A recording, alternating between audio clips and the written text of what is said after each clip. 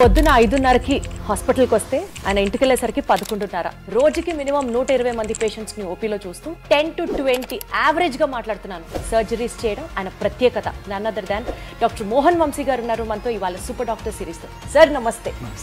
ఎలా మీ ప్రాక్టీస్ లో this philosophy is my driving force అని మీరు నమ్మే ఫిలాసఫీ ఏంటి సార్? ఏమి ట్రీట్మెంట్ చేయలేనప్పుడు కూడా చాలా సార్లు పేషెంట్ కొంచెం ఓపిక్గా వాళ్ళతో సానుభూతితో మాట్లాడితే వాళ్ళు చాలా కాలం బతికేస్తారు. ఎక్కడ స్టార్ట్ అవుతుంది సార్ క్యాన్సర్? క్యాన్సర్ అనేది మన శరీరంలో ఉన్న కోట్లాది కణజాలంలో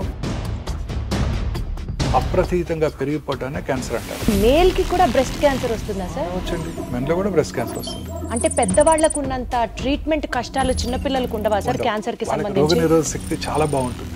పిల్లల్లో సైడ్ ఎఫెక్ట్స్ చాలా తక్కువగా ఉంటాయి. అంటే నిద్రకి క్యాన్సర్ కి కూడా సంబంధం ఉందంటారు. అయితే నిద్రపోతే క్యాన్సర్ రాదు. మంచి నిద్ర అంటే ఎలా ఉంటుంది సార్? నాకు తెలియదు. మోహన్ వంశీ గారి డైట్ సీక్రెట్ ఏంటి? నాకున్న ఒకే hobby become a great chef. Oh my god, that's wonderful, that's wonderful. Even cervical cancer కూడా ఆడవాళ్ళలో ఎక్కువగా ఉంటున్నాం సార్. అవునండి, సర్వికల్ క్యాన్సర్ ఇన్సిడెన్స్ తగ్గుతుందండి ఇప్పుడు. బికాస్ ఆఫ్ ది పౌడర్ వేసుకుంటే క్యాన్సర్ రావడం ఏంటి సార్? అంటే ఇంటిమేట్ గా ఆ ఇన్నర్స్ లోపల వచ్చే అవకాశం ఎక్కువగా ఉంటుంది. ఒక పేద వ్యక్తికి క్యాన్సర్ వస్తే వెయిట్ చేయాల్సిందేనా సార్? మనం అనుకునే కోరిక అదొకటే. చాలా ఎక్స్పెన్సివ్ అండి, treatment is very expensive. Cancer treatment కి ఇన్సూరెన్స్ ఇస్తారు. అన్ని రకాల క్యాన్సర్ ట్రీట్మెంట్స్ కూడా ఇన్సూరెన్స్ కవర్ అవుతుంది. సైన్ చేశారా మీరు ఇన్సూరెన్స్ పాలసీ కట్టినప్పుడు? చిన్నపిల్లలు మీకు ఇన్సూరెన్స్ ఇస్తారు ఇప్పుడు. అందులో చిన్న లెటర్స్, స్మాల్ లెటర్స్లో చాలా ఉంటాయి. అవన్నీ చదవకుండా మనం చివరిలో సంతకం పెట్టేస్తాం. అందులో చాలా ఉంటాయి,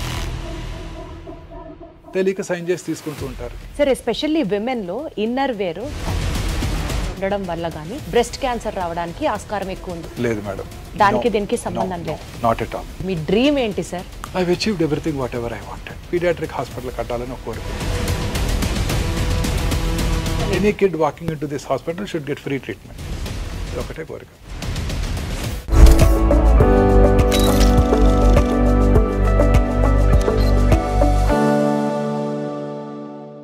పొద్దున 5:30కి హాస్పిటల్కి వస్తే ఆయన ఇంటికి వెళ్ళేసరికి 11:30. సుమారు ఒక 4-5 గంటలు పడుకుంటే చాలా గొప్ప. రోజుకి మినిమం 120 మంది పేషెంట్స్ని ఓపీలో చూస్తూ 10 to 20 యావరేజ్గా మాట్లాడుతున్నాను. సర్జరీస్ చేయడం ఆయన ప్రత్యేకత. ఇంత ఇదిగా నేను చెప్తున్నానంటే మీకు అర్థమయ్యే ఉంటుంది ఈ పాటికే. One of the leading cancer specialist, cancer surgeons in Hyderabad, and I have to tell it in the nation wide అని చెప్పొచ్చు. And he's none other than doctor Mohan Vamshi garu ఉన్నారు మనతో ఇవాళ సూపర్ డాక్టర్ సిరీస్తో. సార్ నమస్తే. నమస్తే అండి. ఎలా ఉన్నారు సార్?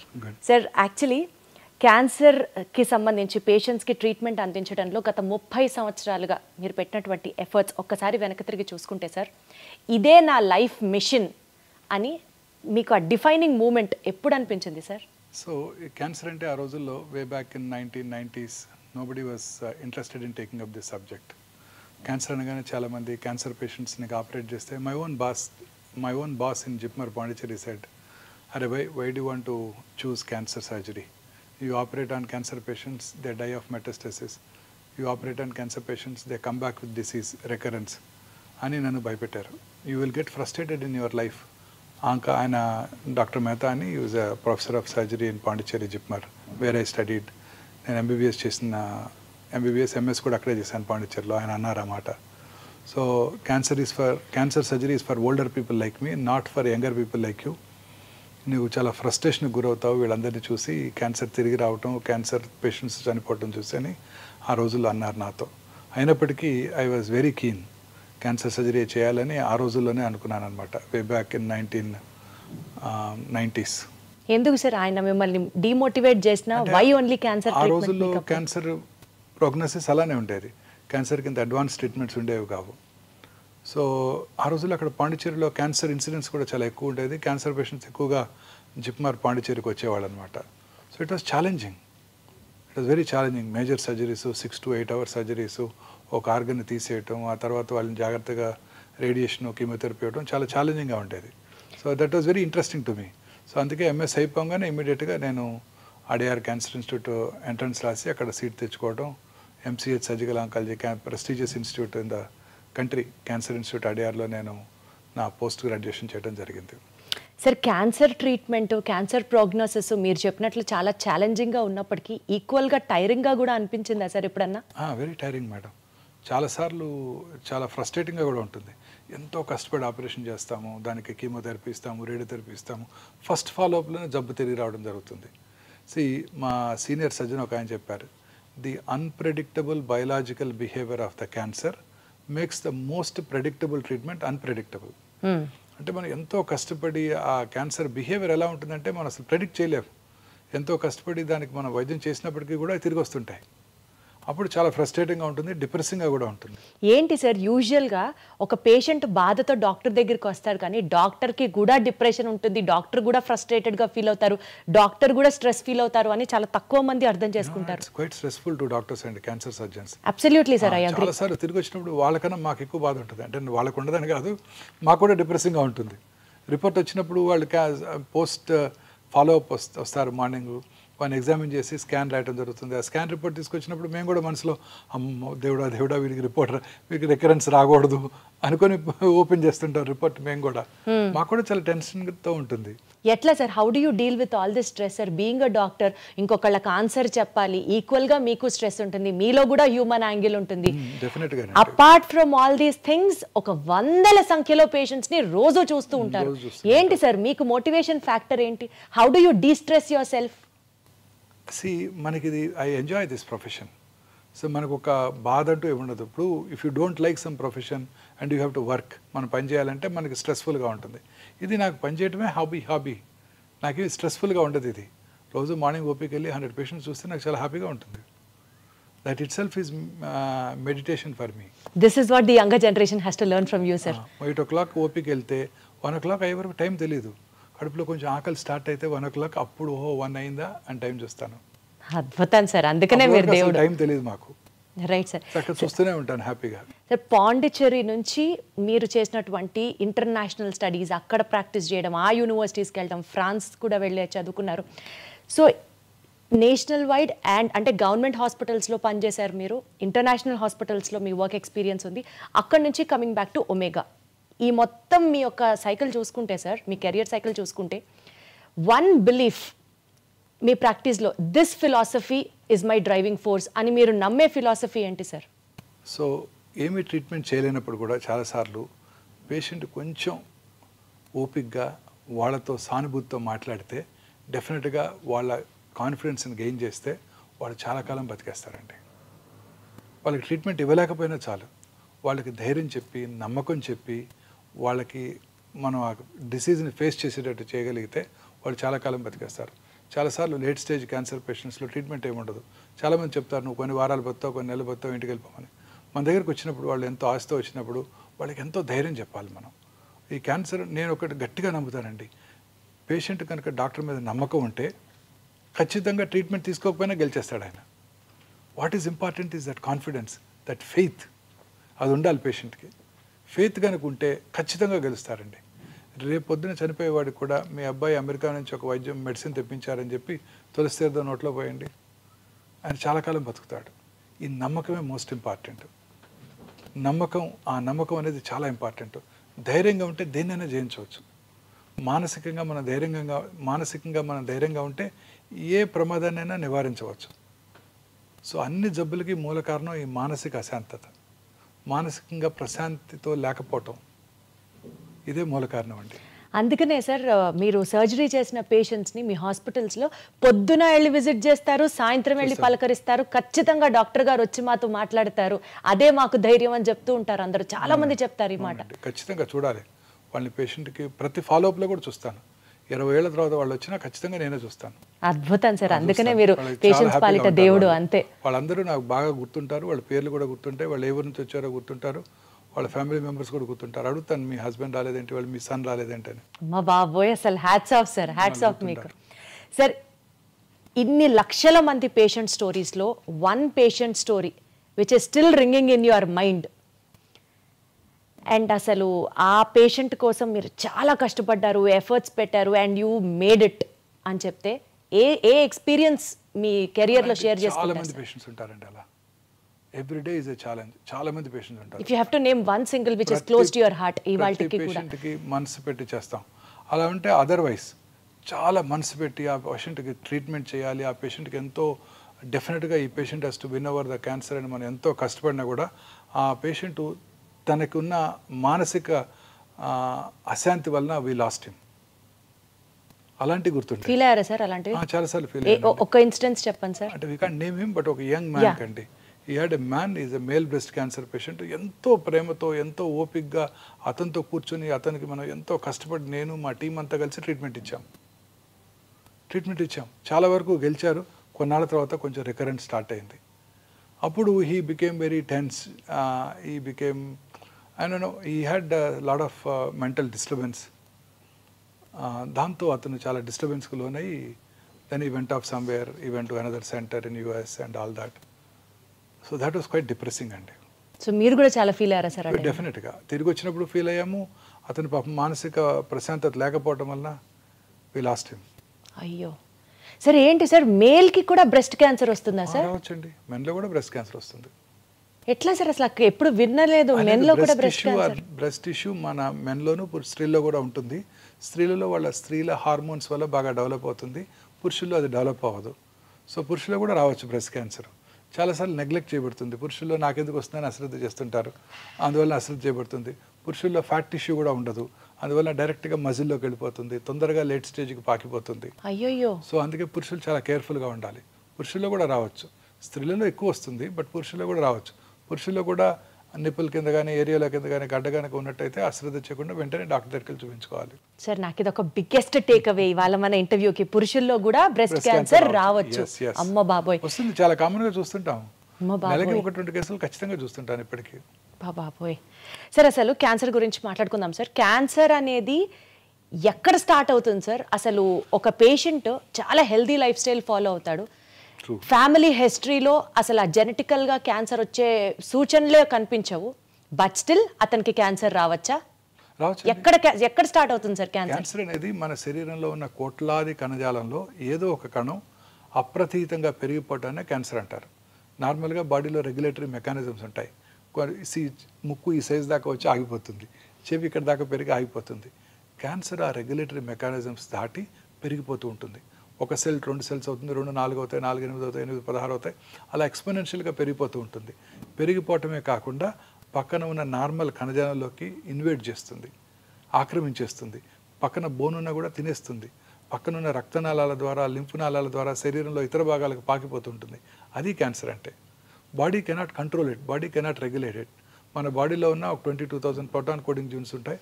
అందులో ఒక 500 to 600 ఆన్కో జీన్స్ అంటే క్యాన్సర్ కారక జన్యుల్ని సైంటిస్టులు ఐడెంటిఫై చేశారు. ఈ 500-600 జీన్స్లో వచ్చే మ్యూటేషన్స్ కారణంగానే క్యాన్సర్ వస్తుంది అని ఇప్పుడు సైంటిస్టులు గట్టిగా నమ్ముతున్నారు కూడా. సో అందుకే ఇప్పుడు అన్ని రకాల క్యాన్సర్స్కి జెనెటిక్ ప్రొఫైలింగ్ చేస్తున్నారు. ఏ జెనెటిక్ మ్యూటేషన్ వల్ల ఈ క్యాన్సర్ వచ్చింది, ఆ జెనెటిక్ మ్యూటేషన్ ఐడెంటిఫై చేసి ఆ జెనెటిక్ మ్యూటేషన్ని టార్గెట్ చేసే మెడిసిన్స్ కూడా ఇప్పుడు అందుబాటులోకి రాబోతున్నాయి. ఇంకా స్టిల్ రీసెర్చ్ స్టేజ్లోనే ఉంది. రీసెర్చ్ స్టేజ్లో ఉంది. ఫ్యూచర్ అంతా ఇలానే ఉండబోతోంది. ప్రతి క్యాన్సర్ పేషెంట్కి ఏ మ్యూటేషన్ వల్ల ట్రీట్మెంట్ ఈ జబ్బు వచ్చింది ఐడెంటిఫై చేసి ఆ మ్యూటేషన్ని టార్గెట్ చేసే డ్రగ్స్ని కనుక మనం ఇవ్వగలిగినట్టయితే ఆ క్యాన్సర్ని కంట్రోల్ చేయడానికి అవకాశం ఉంటుంది. ఓకే. సో ఇలా ఏదో ఒక మ్యూటేషన్ వల్ల మన బాడీలో మ్యూటేషన్స్ వస్తూనే ఉంటాయి. ప్రతి నార్మల్ ఇండివిజువల్ కూడా మ్యూటేషన్స్ జరుగుతూనే ఉంటాయి. కానీ ఆ మ్యూటేషన్స్ నలిఫై చేసే కెపాసిటీ మన బాడీ ఇమ్యూన్ మెకానిజమ్స్కి ఉంటుంది. మన ఇమ్యూన్ మెకానిజమ్స్ ఎప్పుడైతే దెబ్బతిన్నప్పుడో, మన ఇమ్యూనిటీ తక్కువగా ఉన్నప్పుడో ఆ మ్యూటేషన్స్ టేక్స్ అప్పర్ హ్యాండ్, పై చేయి తీసుకుని అవి క్యాన్సర్గా మారతాయి. అసలు మ్యూటేషన్ ఎందుకు జరుగుతుంది సార్ బాడీలో? బాడీలో జరుగుతూ ఉంటుంది మ్యూటేషన్స్. దానికి మనకేం సంబంధం లేదు, that we can't control it. But ఆ మ్యూటేషన్ కంట్రోల్ చేసే కెపాసిటీ మనలో ఉంది. Wonderful sir. అసలు హ్యూమన్ ఫిజియాలజీ ఆ కెపాసిటీ మనలో ఉంది. ఆ కెపాసిటీ దెబ్బతిన్నప్పుడు ఈ cancer takes upper hand, cancer వచ్చేస్తుంది. సో ఆ మ్యూటేషన్ని నలిఫై చేసే, మ్యూటేషన్ని నిలుపుదల చేసే కెపాసిటీ మన బాడీ యొక్క రోగనిరోధక శక్తి. మన బాడీ రోగనిరోధక శక్తి ఎప్పుడు బాగుంటుంది? మనం హ్యాపీగా ఉన్నప్పుడు బాగుంటుంది. మనం ప్రశాంతంగా నిద్రపోతూ సంతోషంగా గడిపినట్టయితే ఈ జబ్బులు రానే రావు. మరి ఎట్లా సార్? ఒక మనిషి హెల్దీగా ఉన్నాడు, అతనికి ఎలాంటి సైన్స్ సిమ్టమ్స్ లేవు, బట్ స్టిల్ క్యాన్సర్ ఎలా వస్తుంది? రావచ్చు. కొన్నిసార్లు ఆ మ్యూటేషన్స్ ప్రిడామినెంట్గా ఉన్నప్పుడు రావచ్చు. చిన్నపిల్లలు ప్రశాంతంగానే ఉంటారు పాపం, వాళ్ళకి ఎటువంటి చీకు చింత లేవు, బాధలు లేవు, ఇన్కమ్ దాని గురించి ఆలోచించాల్సిన అవసరం లేదు, వాళ్ళలో కూడా క్యాన్సర్ వస్తుంది. సార్ పెద్దవాళ్ళలో వచ్చే క్యాన్సర్కి చిన్నపిల్లల్లో వచ్చే క్యాన్సర్కి వ్యత్యాసం ఏంటి సార్? చిన్నపిల్లల్లో ఎన్ని రకాల క్యాన్సర్లు ఉన్నాయి? చిన్నపిల్లల్లో జనరల్గా హిమటలాజికల్ అంటే బ్లడ్ సంబంధ క్యాన్సర్సు, నర్వస్ సిస్టమ్కు సంబంధించిన క్యాన్సర్సు, అలాగే సాఫ్ట్ టిష్యూస్ మజిల్స్లోను, అలాగే రెట్రోపెరిటోనియం, కిడ్నీ ట్యూమర్సు, న్యూరోబ్లాస్టోమర్స్ వస్తుంటాయి. పిల్లల్లో వచ్చే ట్యూమర్స్ జనరల్గా 100కు 80-90 మంది క్యూర్ అవుతాయి. క్యూర్ అయిపోతాయా సార్? పిల్లల్లో వచ్చే ట్యూమర్స్ క్యూర్ అయిపోతాయి. అండ్ పిల్లలు ట్రీట్మెంట్ కూడా బాగా విత్స్టాండ్ చేయగలరు. చాలాసార్లు అనుకుంటాం పెద్దవాళ్ళే కీమోథెరపీ తట్టుకోలేరు, పిల్లలు ఏం తట్టుకుంటారని. పిల్లలు చక్కగా తట్టుకుంటారు. వాళ్ళు ఆడుతూ పాడుతూ కీమోథెరపీ తీసుకుని వెళ్ళిపోతుంటారు, చక్కగా చదువుకుంటూ ఉంటారు కూడా హాస్పిటల్లోనే. అంటే పెద్దవాళ్ళకు ఉన్నంత ట్రీట్మెంట్ కష్టాలు చిన్నపిల్లలకు ఉండవా సార్ క్యాన్సర్కి సంబంధించి? రోగనిరోధక శక్తి చాలా బాగుంటుంది, వాళ్ళు చక్కగా రికవర్ అవుతారు. వాళ్ళు ట్రీట్మెంట్ యొక్క సైడ్ ఎఫెక్ట్స్ బాగా తక్కువగా ఉంటాయి వాళ్ళలో, వాటిని కూడా బాగా ఫేస్ చేయగలరు వాళ్ళు. పిల్లల్లో సైడ్ ఎఫెక్ట్స్ చాలా తక్కువగా ఉంటాయండి. Nice sir. సార్ ఇప్పుడు పెద్దవాళ్ళలో క్యాన్సర్ రావడానికి మీరు అన్నట్లుగా జెనెటిక్ మ్యూటేషన్ అనేది అది అప్పర్ హ్యాండ్ ప్లే చేస్తుంది, అర్థమైంది సార్ నాకు. అది కాకుండా ఇప్పుడు మనము డైట్ రిలేటెడ్ అని చెప్పాలా, లేకపోతే smoking life style habit related అని చెప్పాలా, వైరస్ రిలేటెడ్ అని చెప్పాలా, లేకపోతే ఫైనల్లీ ఫ్యామిలీ హిస్టరీలో ఉంది కాబట్టి వీళ్ళకి కూడా వచ్చేస్తుంది అని చెప్పాలా? How do you have to see the? అన్నీ చెప్పొచ్చండి. మన బాడీలో 2 రకాల కారణాలు ఉన్నాయండి క్యాన్సర్ అవడానికి. ఒకటి జెనెటిక్ ప్రిడిస్పోజిషన్, అది మనం ఏం చేయలేము. BRCA1 BRCA2 మ్యూటేషన్ అంటారు, వినే ఉంటారు.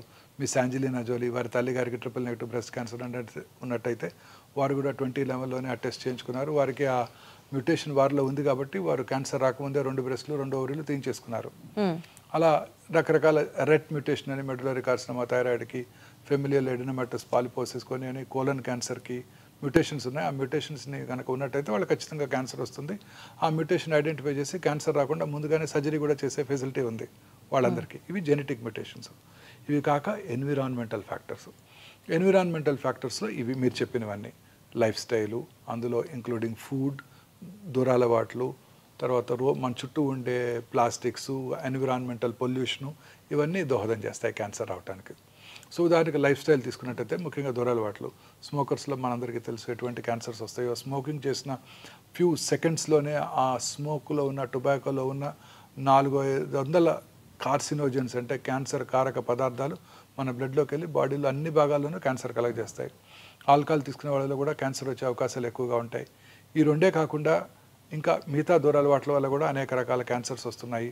మనం తీసుకునే ఆహారము, ఈ processed foods, high fatty diet, low fibre diet, fresh fruits, greens తక్కువగా తీసుకుంటూ చాలామంది ఈ మధ్యకాలంలో ఈ కంటామినేటెడ్ ఆయిల్స్తో ప్రాసెస్డ్ ఫుడ్స్, రకరకాల ప్రిజర్వేటివ్స్, తర్వాత కలరింగ్ ఏజెంట్స్ వాడుతున్నారు. వీటన్నిటి వల్ల కూడా క్యాన్సర్ వస్తుంది.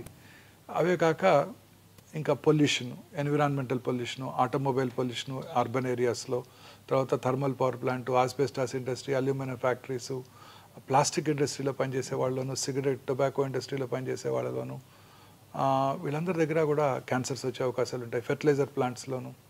సార్ ఇప్పుడు మీరు చెప్పినటువంటి రీజన్స్ అన్నిటితో పాటు ఎక్కడో విన్నాను సార్, బయటికి వెళ్తే పొల్యూషన్కి మనము పొల్యూషన్లో ఉన్నప్పుడు మనకి క్యాన్సర్ రావడానికి ఆస్కారం ఎక్కువ ఉంది because of the toxic substances.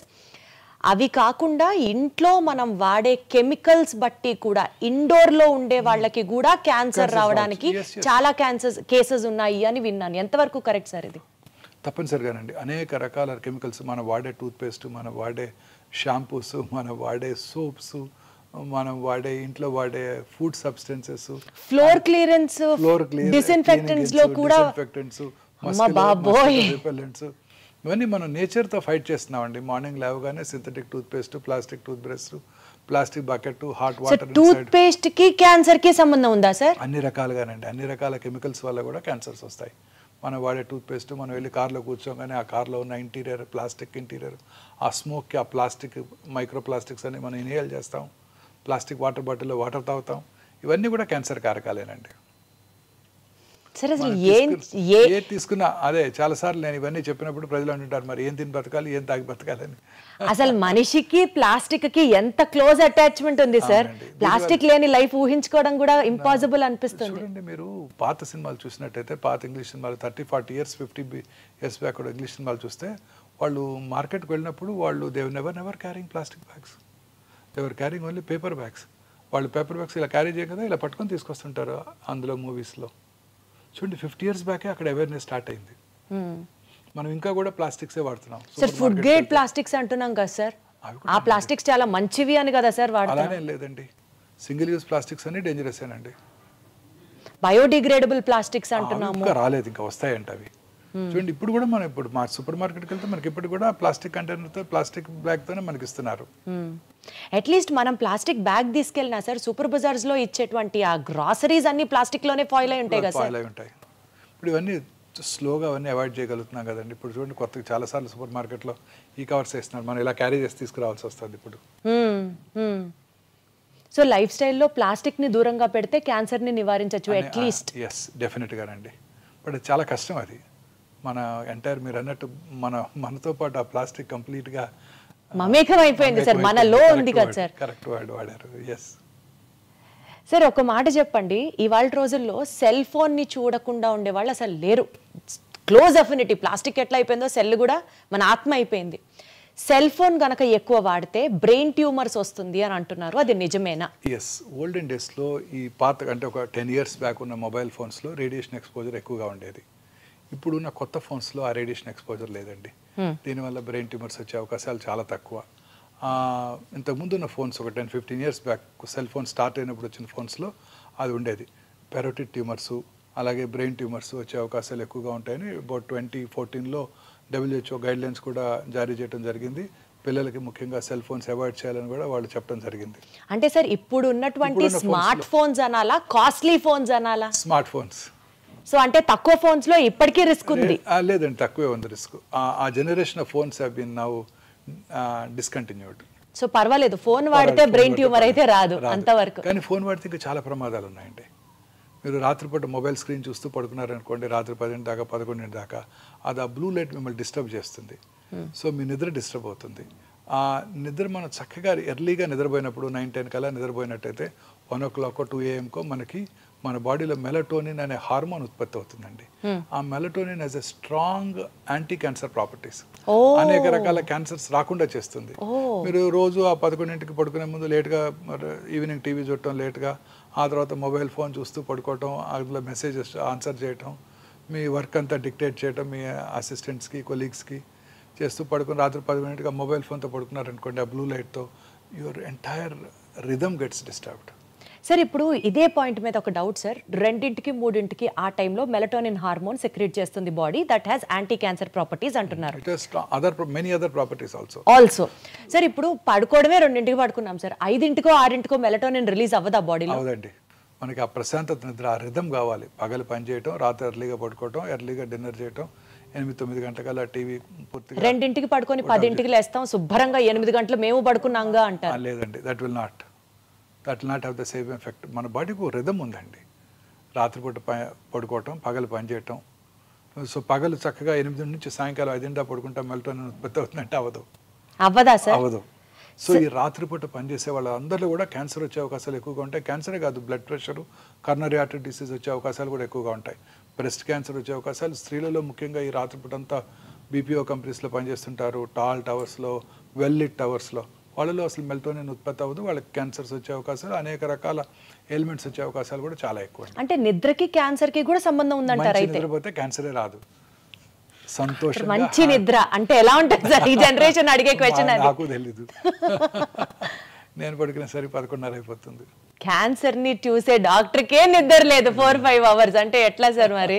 But still ఆ 4-5 hours మీరు సాటిస్ఫాక్షన్ తో, కంటెంట్మెంట్ తో పడుకుంటారు. సో మీ నిద్రకు అసలు ప్రైస్లెస్. లేదండి, అందులో కూడా కాల్స్ వస్తాయి, పేషెంట్స్ ఫోన్ చేసేస్తుంటారు. మీరు ఆన్సర్ చేస్తారా సార్? అర్ధరాత్రి కూడా చేస్తాను. అర్ధరాత్రి కూడా చేస్తారా సార్? ఆ ఫోన్ స్పెషల్గా హాస్పిటల్ ఫోన్ ఉంటుంది, రాత్రిపూట కాల్ వచ్చిందంటే ఖచ్చితంగా కాల్ చేస్తాను. మరి ఎట్లా సార్ మీకు నిద్ర ఎట్లా? మాకు అలవాటు అయిపోయిందండి. సర్జన్స్ అంతా అంతే, ఫోన్ తీసుకోవడం వెంటనే పడుకుంటాం మేము, మాకు ఆ ప్రాబ్లం లేదు. ఓకే సార్, ఇప్పుడు యూజువల్గా అంటూ ఉంటారు కదా, అన్నం తిన్న తర్వాత ఆర్ ఏ మీల్ తీసుకున్న తర్వాత అన్న డెజర్ట్ తినడం అనేది ఒక లైఫ్ స్టైల్, కొత్తగా వచ్చినటువంటి ఒక habit, and people are addicted to it. ఆ మాటలో మాట్లాడితే ఆర్టిఫిషియల్ స్వీట్నర్స్ లైక్ ఆస్పర్టమ్ కానివ్వండి, సుక్రలేస్ కానివ్వండి, ఇలాంటి ఆర్టిఫిషియల్ స్వీటనర్స్ వల్ల క్యాన్సర్ వస్తుంది అన్నది నిజమా లేకపోతే అబద్ధమా? నిజమే. అనేక రకాల ఎలిమెంట్స్ ఇంక్లూడింగ్ కిడ్నీ ఎలిమెంట్స్ కూడా ఈ ఆర్టిఫిషియల్ స్వీట్నర్స్ వస్తుంటాయి. నేను చాలా సార్లు నా ప్రోగ్రామ్స్లో చెప్పాను, అన్ని రకాల ఆర్టిఫిషియల్ స్వీట్నర్స్ అండ్ షుగర్ కూడా తగ్గించేయాల్సిందే. షుగర్ కి డైరెక్ట్ గా క్యాన్సర్ కి రిఫైన్డ్ షుగర్ అనేక రకాల ఎలిమెంట్స్ కారణం అండి. సో దాని బదులు ఫ్రూట్స్ లో ఉండే షుగర్ ద్వారా మనకు ఆ కార్బోహైడ్రేట్ రిక్వైర్మెంట్ వస్తే చాలా బాగుంటుంది. ఈ complex carbohydrates are far superior to the simple sugars. ఇప్పుడు ప్లెయిన్ రైస్ ఉందనుకోండి, ఇట్స్ ఎ సింపుల్ షుగర్. దాన్ని ఫెర్మెంట్ చేసుకుని ఇడ్లీ దోశలాగా తిన్నాం అనుకోండి, it's a complex carbohydrate. So complex carbohydrates వలన ఆ షుగర్ స్పైక్స్ ఉండవండి. సో గ్లూకోజ్ స్పైక్స్ ఉండవు, ఇన్సులిన్ రెసిస్టెన్స్ డెవలప్ అవ్వదు. సో వాళ్ళు అన్ని రకాల ఎలిమెంట్స్ వచ్చే అవకాశాలు కూడా తక్కువగా ఉంటాయి. సో ఈ simple sugars are dangerous. Just plain white refined sugar with మైదాతో చేసే స్వీట్స్ ఉంటాయి చూడండి, అవి చాలా డేంజరస్. అన్ని రకాల ఎలిమెంట్స్కి అవి కారణం అండి. సౌత్ ఇండియన్ ఫుడ్లోనూ, నార్త్ ఇండియన్ ఫుడ్లో కూడా, ముఖ్యంగా ఇండియన్ ఫుడ్లోనే ఎక్కువ చూస్తుంటాం. అందుకే ఇండియాలో ఉన్నంతమంది డయాబెటిక్స్ ప్రపంచంలో ఎక్కడా లేరు. సో ఈ simple sugars are dangerous. See fruit sugars, complex sugars are safe. So fermented idli తిన్నాం అనుకోండి, అదే రైస్తో మనం ఇడ్లీ తయారు చేసుకున్నాం అనుకోండి, దట్ ఈస్ సేఫ్. అదే రైస్తో దోశ చేసుకున్నాం, fermented food, they are safe. కానీ సార్ మనం అవాయిడ్ చేయండి అని చెప్పడం యాజ్ అ డాక్టర్ మీరు చెప్తారు, బట్ ఆన్ ప్రాక్టికల్ నోటు ఏదో ఒక రోజు, ఈ రోజు ఫ్రెండ్ పిలిచాడనో, మరుసటి రోజు ఆఫీస్లో పార్టీ అనో, ఫ్యామిలీ ఫంక్షన్ అనో ఏదన్నా కావచ్చు కదా, తినాల్సి వచ్చింది sir. Then how do we plan our lifestyle sir? అసలు తిననే కూడదంటారా? అలా ఒకటిసారి 2 సార్లు తింటే ఏం ప్రాబ్లం లేదండి. మితంగా తీసుకుంటే ఏదైనా మంచిదే, ఎక్కువగా తీసుకోకూడదు. మన లైఫ్ స్టైల్ మనం పూర్తిగా ఒక మంచి లైఫ్ స్టైల్లో ఉండాలంటే equally good amount of protein, good amount of carbohydrate, preferably unprocessed foods, natural sugars, natural ఫుడ్స్తో మనం అది చూసుకోవాల్సి ఉంటుంది. డైటరీ దీనికి అలవాటు పడిపోవాలి మనం. Morning good amount of fruits, తర్వాత some amount of nuts. Fruits కూడా ఒకేసారి ఫ్రూట్సే తినకూడదు, వాటితో పాటు కొంచెం నట్స్, కార్బోహైడ్రేట్ తీసుకుంటే షుగర్ స్పైక్స్ తగ్గిపోతాయి అన్నమాట. తర్వాత మనం తీసుకునే మధ్యాహ్నం మీల్లో కూడా ఐసీఎంఆర్ గైడ్లైన్స్ వచ్చేసాయి. 56% of our ailments are due to food consumption. Ailments itself are due to food consumption sir. Like for example if you have to explain. అన్ని రకాల ఎయిల్మెంట్స్ కి ఫుడే కారణం అండి. సో మన ఫుడ్ అంటే ఎట్లా సార్, ఎట్లా ఫుడ్ ఇంటేక్ ఎయిల్మెంట్స్ కి ఎట్లా? అన్ని రకాల అంటే ఏ ఎయిల్మెంట్ అయినా కూడా అండి, మనకు ఉదాహరణ కర్నరీ ఆర్టరీ డిసీజ్ కానివ్వండి, మన ఇంప్రూవ్డ్ సెర్బ్రోవాస్కులర్ యాక్సిడెంట్స్ కానివ్వండి, అల్జీమర్స్ డిసీజ్ కానివ్వండి, అన్నిటికీ కూడాను మనం తీసుకునే ఆహారమే ముఖ్యమండి. మనం చక్కగా ఫ్రెష్ ఫ్రూట్స్, వెజిటబుల్స్ ఎక్కువగా తీసుకుంటూ, ప్రాసెస్ ఫుడ్స్, రెడ్ మీట్ అవి తక్కువగా తీసుకుంటూ, హెల్దీ ఫుడ్ అంటే ఫుడ్స్ అవి రెగ్యులర్గా కన్జ్యూమ్ చేస్తూ, గ్రీన్స్ అవి ఎక్కువగా తీసుకుంటూ, రెగ్యులర్గా ఎక్సర్సైజ్ చేస్తూ, దురలవాట్లకు దూరంగా ఉంటూ, లీన్ బాడీ మాస్ మెయింటైన్ చేస్తే అన్ని రకాల ఎలిమెంట్స్కి దూరంగా ఉండొచ్చు. మోహన్ వంశీ గారి డైట్ సీక్రెట్ ఏంటి, ఫిట్నెస్ సీక్రెట్ ఏంటి అంటే ఏం చెప్తారు సార్? మీరు ఏం తింటారు సార్ చెప్పండి? నేను ఐఎమ్ నాట్ అంటే ఐఎమ్ ఏ ఫుడీ అండి. నాకున్న ఒకే హాబీ ఫుడ్ తింటమే. నాకున్న ఒకే హాబీ, నాకు ఇంకే హాబీ లేదు. సార్ ఏ యాంగిల్లో మీరు ఫుడ్ అని చెప్పాలి సార్, చెప్పండి. మీరు మూవీకి వెళ్ళాలని కోరుకుండదు, టూర్ చేయాలని కోరుకుండదు, యూరోప్ వెళ్ళాలని కోరుకుండదు, ఒక ఫుట్బాల్ మ్యాచ్ చూడాలనో, క్రికెట్ మ్యాచ్ చూడాలని కోరుకుంటుంది. My mind will be rotating around food if I'm not concentrating and seeing patients or reading or something like that. TV చూస్తే ఓన్లీ ఫుడ్ ప్రోగ్రామ్స్ చూస్తాను, ఇంకేం చూడను. If at all I watch yes, sir. TV, what does your healthy diet consist of? That's what we are more interested to know. If I watch TV, I watch only food programs. నేను retire అయినాక I will become a great chef. Oh my God, that's wonderful. That's wonderful. తప్పనిసరిగా నేను వండుతారా sir అయితే? చేస్తానండి. ఏం చేస్తారు sir బాగా? ఏమైనా చేస్తాను, అన్ని చేస్తాను. అమ్మో బాబోయ్. రిటైర్ అయినాక I will become a great chef అండి. Sir, you have to host a party and we would all come and taste your items, sir. Then definitely for sure. But otherwise, sir, taking on a serious note, what does your diet consist of? Morning fruits, nuts తీసుకుంటానండి, కొంత curd కూడా తీసుకుంటాను. Plain కర్డా sir? Plain curd. Lunch టైంలో జనరల్గా ఒక phulka or కొంచెం rice with dal ఖచ్చితంగా ఉంటుంది. I'm vegetarian for past 32 years. So dal ఖచ్చితంగా ఉంటుంది. వెజిటబుల్స్, అన్ని రకాల వెజిటబుల్స్ తీసుకుంటానండి. Evening some amount 1 or 2 helpings of fruits తీసుకుంటాను. నైట్ ఎర్లీగా డిన్నర్ చేసేస్తాను 7 కల్లా. 7 దాటాక ఇంకా జనరల్గా ఏం తినకుండా ఉండడానికి ప్రయత్నిస్తాను. బట్ జనరల్గా ఐ సక్సీడ్. అర్లీగా ఇంటికి వెళ్తే తినాలనిపిస్తుంది, లేకపోతే 11కి వెళ్తే తినాలనిపించదు. ఇంకా పడుకుని నిద్రపోతాం కదా. ఖచ్చితంగా ఈ టైమ్స్ ఖచ్చితంగా నేను స్ట్రిక్ట్గా అదే టైంలో ఫుడ్ తీసుకుంటాను. మీరు వర్కౌట్ చేస్తారా సార్? అంటే జనరల్గా కొంచెం రోజుకు ఒక 10-15 minutes. నేను ఈ హాస్పిటల్లో రౌండ్స్ చేస్తానండి. మార్నింగ్ రౌండ్స్, అదే వాకింగ్. జనరల్గా 8,000 steps చేసేస్తాను మార్నింగ్. మీరు అది ఫాలో అవుతారా సార్? 8,000 steps, 10,000 సుమారుగా అంత అయిపోతుందండి. 8,000 steps అయిపోతాయి. మార్నింగ్ 8th floor నుంచి రౌండ్ స్టార్ట్ చేస్తే ఖచ్చితంగా అన్ని ఫ్లోర్స్ తిరుగుతాను. తర్వాత ఓపీలో కూడా నడిచే ఓపీ చూస్తుంటాను అంతా, 4 rooms లో. అందువల్ల ఆ స్టెప్స్ సరిపోతాయి. సో ఏదో ఒక బేసిక్ ఫిజికల్ యాక్టివిటీ అయినా ప్రతి ఒక్కరికి ఉండాలి. డెఫినెట్గా. Right. Sitting is smoking, new smoking. Movement is medicine. ఎంత బాగుంది సార్, ఎంత రిథమిక్ గా రైమింగ్ గా ఉంది. Sitting is new smoking, movement is medicine. Movement is medicine. ఇప్పుడు అందరూ కూడా ఈ 24 hours 18 hours పనిచేస్తున్నారు. చాలామంది కూర్చొని పనిచేస్తుంటారు సిస్టమ్స్ ముందు. వాళ్ళందరికీ చాలా రకాల ఎలిమెంట్స్ వస్తుంటాయి.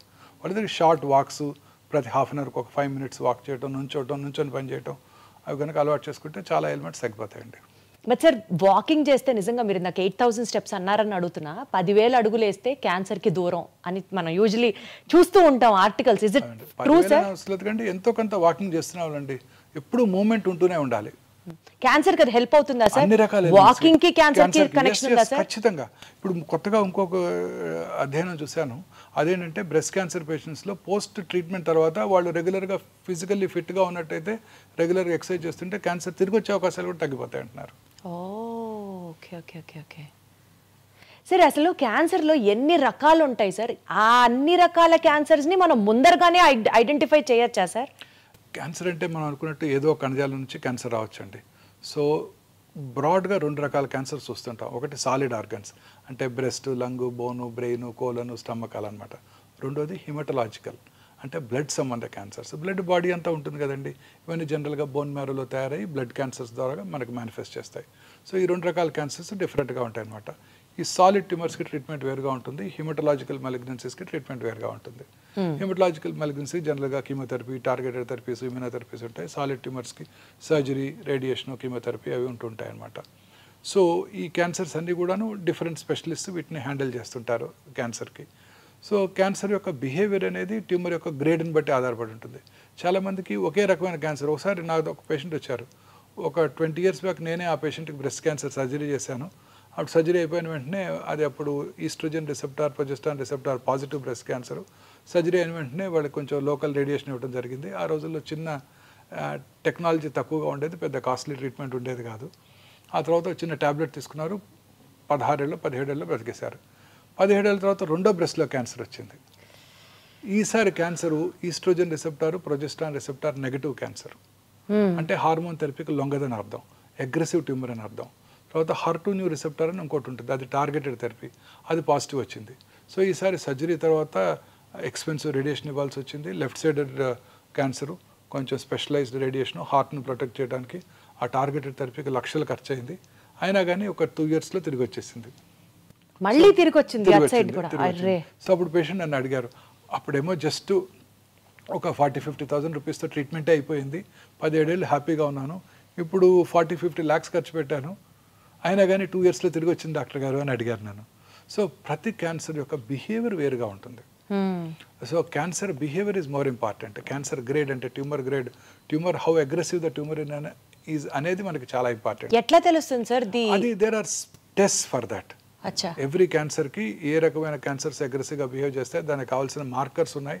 ఉదాహరణకి breast cancer torrs, HER2 new receptor, proliferative index, అలా అన్ని క్యాన్సర్స్కి మార్కర్స్ ఉంటాయి. అట్లా కొన్ని క్యాన్సర్స్ అగ్రెసివ్గా బిహేవ్ చేస్తాయి, కొన్ని స్లోగా పెరుగుతూ ఉంటాయి. స్లోగా పెరిగే క్యాన్సర్ లేట్ స్టేజ్లో ఉన్నా చాలా కాలం బ్రతికేస్తారు. అగ్రెసివ్గా ఉండే క్యాన్సర్స్ ఎర్లీ స్టేజ్లో వచ్చినా తిరిగి వచ్చే అవకాశాలు ఎక్కువగా ఉంటాయి. జనరల్గా అది అగ్రెసివా నాన్ అగ్రెసివా అని కూడా టెస్ట్లో మనకు తెలుస్తుందా sir? Yes, very correct, true, very true, తెలిసిపోతుంది. సో జనరల్గా చిన్న వయసులో వచ్చే క్యాన్సర్స్ అంటే 20 to 40 years మధ్యలో వచ్చే క్యాన్సర్స్ అగ్రెసివ్గా ఉంటాయి, ఎక్సెప్ట్ థైరాయిడ్. పెద్ద వయసులో వచ్చే క్యాన్సర్ స్లోగా పెరుగుతాయి. థైరాయిడ్ క్యాన్సర్ కాదు కదా సార్? Except thyroid. థైరాయిడ్లో కూడా క్యాన్సర్స్ వస్తాయండి, వెరీ కామన్. థైరాయిడ్ క్యాన్సర్స్ ఒక్కటే చిన్న వయసులో వస్తే స్లోగా పెరుగుతాయి, పెద్ద వయసులో వస్తే ఫాస్ట్గా పెరుగుతాయి. మిగతా అన్ని క్యాన్సర్స్ జనరల్గా ఎల్డర్లీ ఏజ్లో వచ్చినప్పుడు స్లోగా పెరుగుతాయి, చిన్న వయసులో 20 to 40 మధ్యలో వచ్చినప్పుడు ఫాస్ట్గా పెరుగుతాయి. అంటే యూజువల్గా ఇప్పుడు ఈ థైరాయిడ్ హార్మోన్ ఇంబ్యాలెన్స్ అనేది ఎక్కువ వింటూ ఉంటాం కదా సార్, థైరాయిడ్, PCOD, PCOS ఇట్లా చెప్తూ ఉంటారు కదా sir. So thyroid deficiency or hyper activeness of thyroid gland might also lead to cancer. లేదండి, అది వేరు, టోటలీ వేరు. ఇది ఫిజియలాజికల్. థైరాయిడ్ చాలామంది నాకు చెప్తుంటారు నాకు థైరాయిడ్ ఉందని. థైరాయిడ్ అందరికీ ఉంటుంది, కొన్నిసార్లు ఎక్కువ పని చేస్తుంది, హైపర్ ఫంక్షనింగ్ వేరు అన్నట్టు, కొన్నిసార్లు అసలు పని చేయదు. నడి వయసులో చాలామంది లేడీస్లో ఈ ప్రాబ్లం చూస్తుంటాం, హైపోథైరాయిడ్ అంటాం. సో అది వేరు, అది టోటలీ డిఫరెంట్. థైరాయిడ్ గ్లాండ్లో క్యాన్సర్ రావటం వేరు.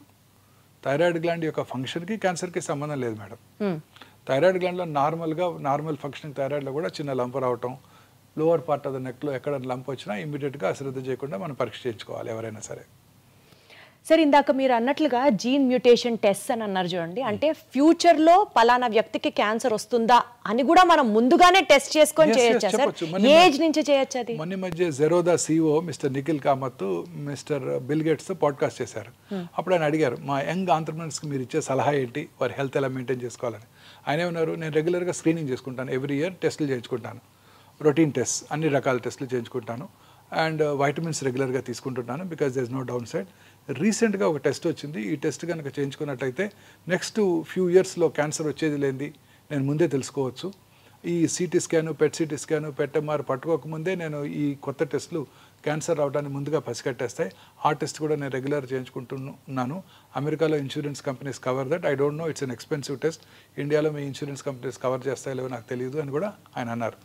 అదే అడగబోతున్నాను. ఆ టెస్ట్ ఇప్పుడు మనకి హైదరాబాద్లో అందుబాటులోకి వచ్చింది. మనకి ఒమేగాలో చేస్తారా సార్ ఆ టెస్ట్? చేస్తారు, ఇదే లాంజివిటీ లాంజ్లో చేస్తాం. అదేంటంటే సింపుల్ బక్కల్ స్మియర్ తీసుకొని ఆ ఎగ్జోమ్ స్టడీ అంటారు. ఇందాక మనం డిస్కస్ చేసాము, ఒక 400 to 500 ఆంకోజీన్స్ ఉన్నాయి. ఈ ఆంకోజీన్స్లో వచ్చే మ్యూటేషన్ వల్లే క్యాన్సర్ వస్తుంది. ఈ మ్యూటేషన్స్ని ట్రిగర్ చేసేది ఎగ్జోమ్స్. ఓకే, ఎగ్జోమ్స్. ఆ ఎగ్జోమ్స్ని మనం అనలైజ్ చేసి క్యాన్సర్ రావటాన్ని ముందుగా పసిగట్టేయచ్చు. ఓకే. సో అంటే ఫర్ ఎగ్జాంపుల్ ఈ పర్టికులర్ ఇండివిజువల్కి కోలన్ క్యాన్సర్ వస్తుంది అని కనుక మనం ప్రెడిక్ట్ చేసినట్టయితే ఆ పర్టికులర్ ఇండివిజువల్కి డైటరీ హెల్ప్, అంటే బాగా గ్రీన్స్ వెజిటబుల్స్ ఎక్కువగా తీసుకుంటూ, ప్రాసెస్ మీట్ తక్కువగా తీసుకుంటూ, ఆల్కహాల్ తీసుకున్నట్టయితే అవి మానిపించేసి, ఎందుకంటే alcohol increases the risk of colon cancer. తర్వాత కిమో ప్రొఫైలాక్సిస్ ఉంది. ఆస్పిరిన్, మనం బ్లడ్ థిన్నర్స్ వాడుతుంటాం, మీరు వినే ఉంటారు, ఆస్పిరిన్, లో డోస్ ఆస్పిరిన్. ఆ లో డోస్ ఆస్పిరిన్ తీసుకునే వాళ్ళలో కోలన్ క్యాన్సర్ వచ్చే అవకాశాలు తక్కువగా ఉంటాయి. సో ఆయనకి ఆస్పిరిన్ ఇవ్వటం, నెలకు ఒకసారి ఫీకల్ అక్కల్ బ్లడ్ టెస్ట్ చేయించుకోవటం, అవసరమైతే బ్లడ్ ఉన్నట్టయితే సిగ్మాడోస్కోపీ, కొలనోస్కోపీ చేసి ఏమైనా పాలిప్స్ ఉన్నట్టయితే ఆ పాలిప్స్ రావడంతోనే వాటిని తీసివేయడం ద్వారా క్యాన్సర్ రావటాన్ని నివారించవచ్చు. నివారించవచ్చా సార్? ఆర్ లేట్ చేయొచ్చా? నివారించవచ్చు. అద్భుతం, అద్భుతం అసలు. లేదా చిన్నగా క్యాన్సర్ ప్రీ క్యాన్సరస్ ఫేజ్లో ఉండగానే దాన్ని పట్టుకొని దాన్ని సర్జరీ కనుక చేసేస్తే మనం క్యాన్సర్ రాకుండా నివారించిన వాళ్ళం అవుతాం. అద్భుతం సార్. అలా ఉదాహరణకు ఒక స్త్రీకి బ్రెస్ట్ క్యాన్సర్ వస్తుందని ప్రెడిక్ట్ చేసామనుకోండి, రెగ్యులర్గా చెక్ చేసుకుంటూ ఉంటారు. వారు ఎలా పరీక్ష చేసుకోవాలో వారికి నేర్పిస్తాం. స్త్రీకి వారు పరీక్ష చేసుకున్నట్టయితే వారి యొక్క బ్రెస్ట్ మీద వారికి అవగాహన పెరిగి ఆ బ్రెస్ట్లో వచ్చే చిన్న చిన్న మార్పులను కూడా గ్రహించి డాక్టర్ నోటీస్కి తీసుకురావడం జరుగుతుంది. రెగ్యులర్గా అల్ట్రాసౌండ్ చేసుకోవటం, అవసరమైతే సంవత్సరానికి మ్యామోగ్రఫీ చేసుకోవటం, ఇంకా మధ్యలో డౌట్ ఉన్నట్టయితే MRI పరీక్ష చేసుకోవటం, ఇంకా అవసరమైతే PET MR చేసుకోవటం ద్వారా క్యాన్సర్ ప్రీ క్యాన్సరస్ ఫేజ్లో ఉండగానే, లేకపోతే క్యాన్సర్ చిన్నగా సబ్ సెంటీమీటర్, 1 సెంటీమీటర్గా తక్కువగా ఉండగానే దాన్ని పట్టుకొని సర్జరీ చేసి తీసేస్తే క్యూర్ చేసేయగలుగుతాం. Excellent sir. సార్ ఏమంటారు సార్, ఆ టెస్ట్ని ముందుగానే క్యాన్సర్ ఉందా లేదా, రావచ్చా లేదా? సింపుల్ ప్రెడిక్టివ్ క్యాన్సర్ స్క్రీనింగ్ అండి, ప్రెడిక్టివ్ టెస్ట్ అన్నమాట. ముందుగానే సింపుల్ బక్కల్ స్మియర్ తీసుకుంటాం. సార్ చాలా ఎక్స్పెన్సివ్ సార్ ఆ test? It cost about 1 lakh అండి. మరి అది నార్మల్ కామన్ పర్సన్కి కూడా అందుబాటులో ఉండాలంటే ఎట్లా సార్? టైం పడుతుంది. ఏ టెస్ట్ అయినా మీకు తెలుసు కదా, ఇనిషియల్గా దానికి ఉంటుంది, తర్వాత దాన్ని స్లోగా నెంబర్ ఆఫ్ కంపెనీస్ డెవలప్ చేసిన కొలది కాస్ట్ తగ్గిపోతుంది. సో ప్రస్తుతం ఇవాళ రోజున చేయించుకోవాలి 86,000 to 1 lakh ఉందండి. ముందుగానే ప్రెడిక్ట్ చేయవచ్చు. ముందుగానే ప్రెడిక్ట్ చేయవచ్చు. ఇప్పుడు cancer treatment has become prohibitively expensive అండి. ఈ monoclonal antibodies, targeted therapies, I have to talk about that also sir. చాలా ఎక్స్పెన్సివ్ అండి, ఇవన్నీ ఇంపోర్టెడ్ మాలిక్యూల్స్ కదండి. సార్ ఇందాక మీరు ఒక మాట అన్నారు, బ్రెస్ట్ క్యాన్సర్కి సంబంధించి స్క్రీనింగ్ ప్రొసీజర్స్ అని. యూజువలీ సార్, అంటే నేను ఒక బ్రాడర్ పర్స్పెక్టివ్ అడుగుతున్నాను మిమ్మల్ని. ఇప్పుడు లేడీస్ వచ్చి మ్యామోగ్రామ్ చేయించుకోవాలి అన్నా, బ్రెస్ట్ క్యాన్సర్కి సంబంధించిన స్క్రీనింగ్ టెక్నిక్స్ చేయించుకోవాలి అని అన్నా, టెక్నీషియన్ దగ్గర నుంచి రేడియేషన్ రిపోర్ట్ చేసినటువంటి డాక్టర్ దాకా మేల్ ఉండొచ్చు, లేకపోతే వాళ్ళకి కొంచెం ఆ ఎంబరాస్మెంట్ ఉండొచ్చు స్క్రీన్ చేయించుకోవడానికి. ఇలాంటివన్నీ అవాయిడ్ చేయడానికి do we have any other means of? అన్ని హాస్పిటల్స్లో కూడా మ్యామోగ్రఫీ చేసేవాళ్ళు లేడీ టెక్నీషియన్సే ఉంటారు. 100%. మెయిల్ టెక్నీషియన్ ఉండే అవకాశమే లేదండి, ఫీమేల్ టెక్నీషియన్సే ఉంటారు. తర్వాత అల్ట్రాసౌండ్ రూమ్లో కూడా అన్ని హాస్పిటల్స్, నో ఎక్సెప్షన్స్, అన్ని హాస్పిటల్లో కూడా విమెన్ టెక్నీషియన్సే ఉంటారు. అద్భుతం. అంటే సార్ చాలా చోట్ల, చాలా మేజర్ హాస్పిటల్స్లో లేడీ డాక్టర్సే ఉంటున్నారు కూడా. ఇప్పుడు మా దగ్గర మెగా బ్రెస్ట్ క్లినిక్లో 100% లేడీ సర్జన్ ఉంటారు, లేడీ రేడియాలజిస్ట్ ఉంటారు, లేడీ టెక్నీషియన్స్ ఉంటారు, లేడీ అల్ట్రాసౌండ్ దగ్గర కూడా నర్సెసే అసిస్టెంట్గా ఉంటారు. 100%. సో ఎస్పెషల్లీ ఆడవాళ్ళకి సంబంధించి ఈ బ్రెస్ట్ క్యాన్సర్, సర్వికల్ క్యాన్సర్కి సంబంధించి కూడా ఎక్కడన్నా టెస్ట్ చేయించుకోవాలి, స్క్రీనింగ్ చేయించుకోవాలి అంటే ఫస్ట్ అక్కడ డాక్టర్స్ ఎవరు ఉంటారు, అయ్యో వాళ్ళకి ఇప్పుడు చూపించాలా అన్న ఒక చిన్న ఇన్హిబిషన్తో ఆగిపోతూ ఉంటారు. అన్ని హాస్పిటల్లో లేడీ డాక్టర్సే ఉంటారండి. అన్ని మేజర్ హాస్పిటల్స్లో కూడా. సార్ ఈ మధ్య కాలంలో రీసెంట్ ఇన్సిడెంట్స్ బ్రెస్ట్ క్యాన్సర్ ఎట్లయితే రేట్ పెరిగిపోయింది అని వింటున్నామో, బాగా పెరిగిపోయింది అని, ఈవెన్ సర్వికల్ క్యాన్సర్ కూడా ఆడవాళ్ళలో ఎక్కువగా వింటున్నాం సార్.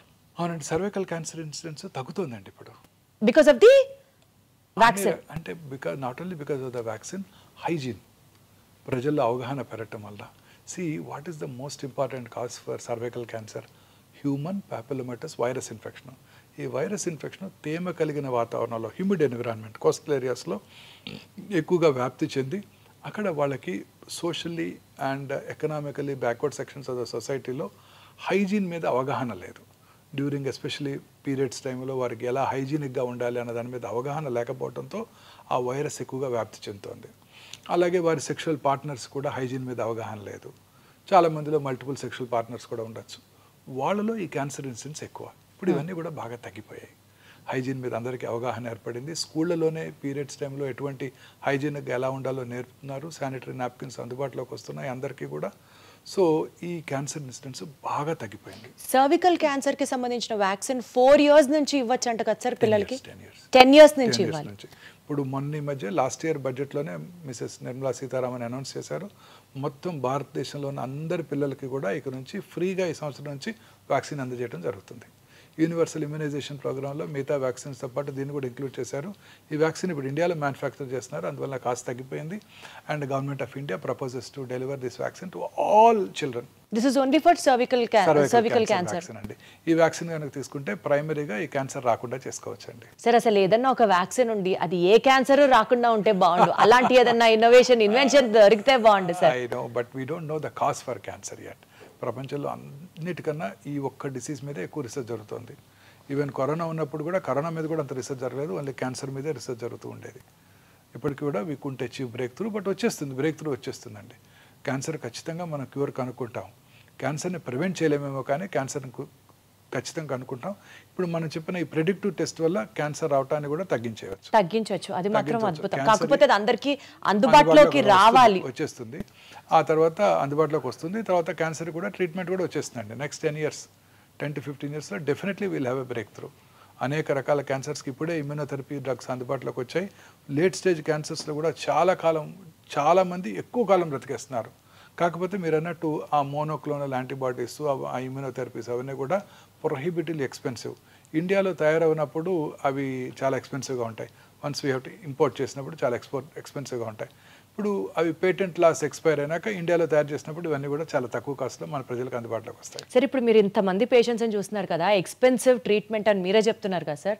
సో ఒక ఫ్యామిలీలో ఒక వ్యక్తికి క్యాన్సర్ వచ్చింది అని తెలిసిన వెంటనే ఫైనాన్షియల్గా వాళ్ళు ఎలా రెడీ అవుతారు సార్? ఆ టిప్స్ చెప్పండి. ప్రిపేర్డ్గా ఎలా, how do they face cancer? Rich patient కూడా poor family అయిపోతారండి.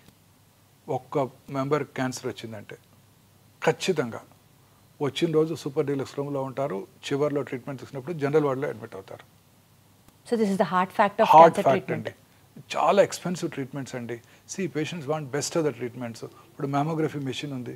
Conventional mammography machine cost 15 లక్షలు అయితే digital mammography 3D digital mammography machine cost 2 కోట్లు అండి. దాని యాన్యువల్ మెయింటెనెన్స్ కాంట్రాక్ట్ మళ్ళీ 40 లక్షలు ఉంటుందండి. రేడియోథెరపీ మెషిన్స్ ఉన్నాయనుకోండి, ఈ సైబర్ నైఫ్ మెషిన్ కానివ్వండి, ఏఐ పవర్డ్ రేడియోథెరపీ టెక్నాలజీ కానివ్వండి, $4 million, $5 million. వాటి యాన్యువల్ మెయింటెనెన్స్ కాంట్రాక్ట్ మళ్ళీ $700,000 ఉంటుందండి. ఒక పేద వ్యక్తికి క్యాన్సర్ వస్తే వెయిట్ చేయాల్సిందేనా సార్? ఇండియాలో మళ్ళీ డెవలప్ అయ్యి దాని గురించి ఎక్కువ మెడిసిన్స్ వచ్చేది వాళ్ళంతా ఎక్స్పెన్సెస్ ఎలాగోలా తెచ్చి కష్టపడి ట్రీట్మెంట్ తీసుకుంటూ ఉంటారు ప్రాణం మీద తీపితో. అన్ని రకాల మెడిసిన్స్ కూడా ఎక్స్పెన్సివేనండి. ప్రతిదీ ఎక్స్పెన్సివే. రోబోటిక్ సర్జరీ చేయాలంటే డిస్పోజబుల్ ఇన్స్ట్రుమెంట్స్, డిస్పోజబుల్ ఎక్విప్మెంట్ అన్నీ కాస్ట్ పెరిగిపోతున్నాయండి. అన్ని రకాల మెడిసిన్స్ పేటెంట్ లాస్ వల్ల అన్ని చాలా ఎక్స్పెన్సివ్గా ఉంటున్నాయి. అన్ని రకాల ఇమ్యూనోథెరపీస్, టార్గెటెడ్ థెరపీస్ అన్నీ ఇంపోర్ట్ చేసుకునేవే. అలాగే PET CT scan, conventional PET CT స్కాన్లో రేడియేషన్ ఎక్స్పోజర్ ఎక్కువగా ఉంటుంది.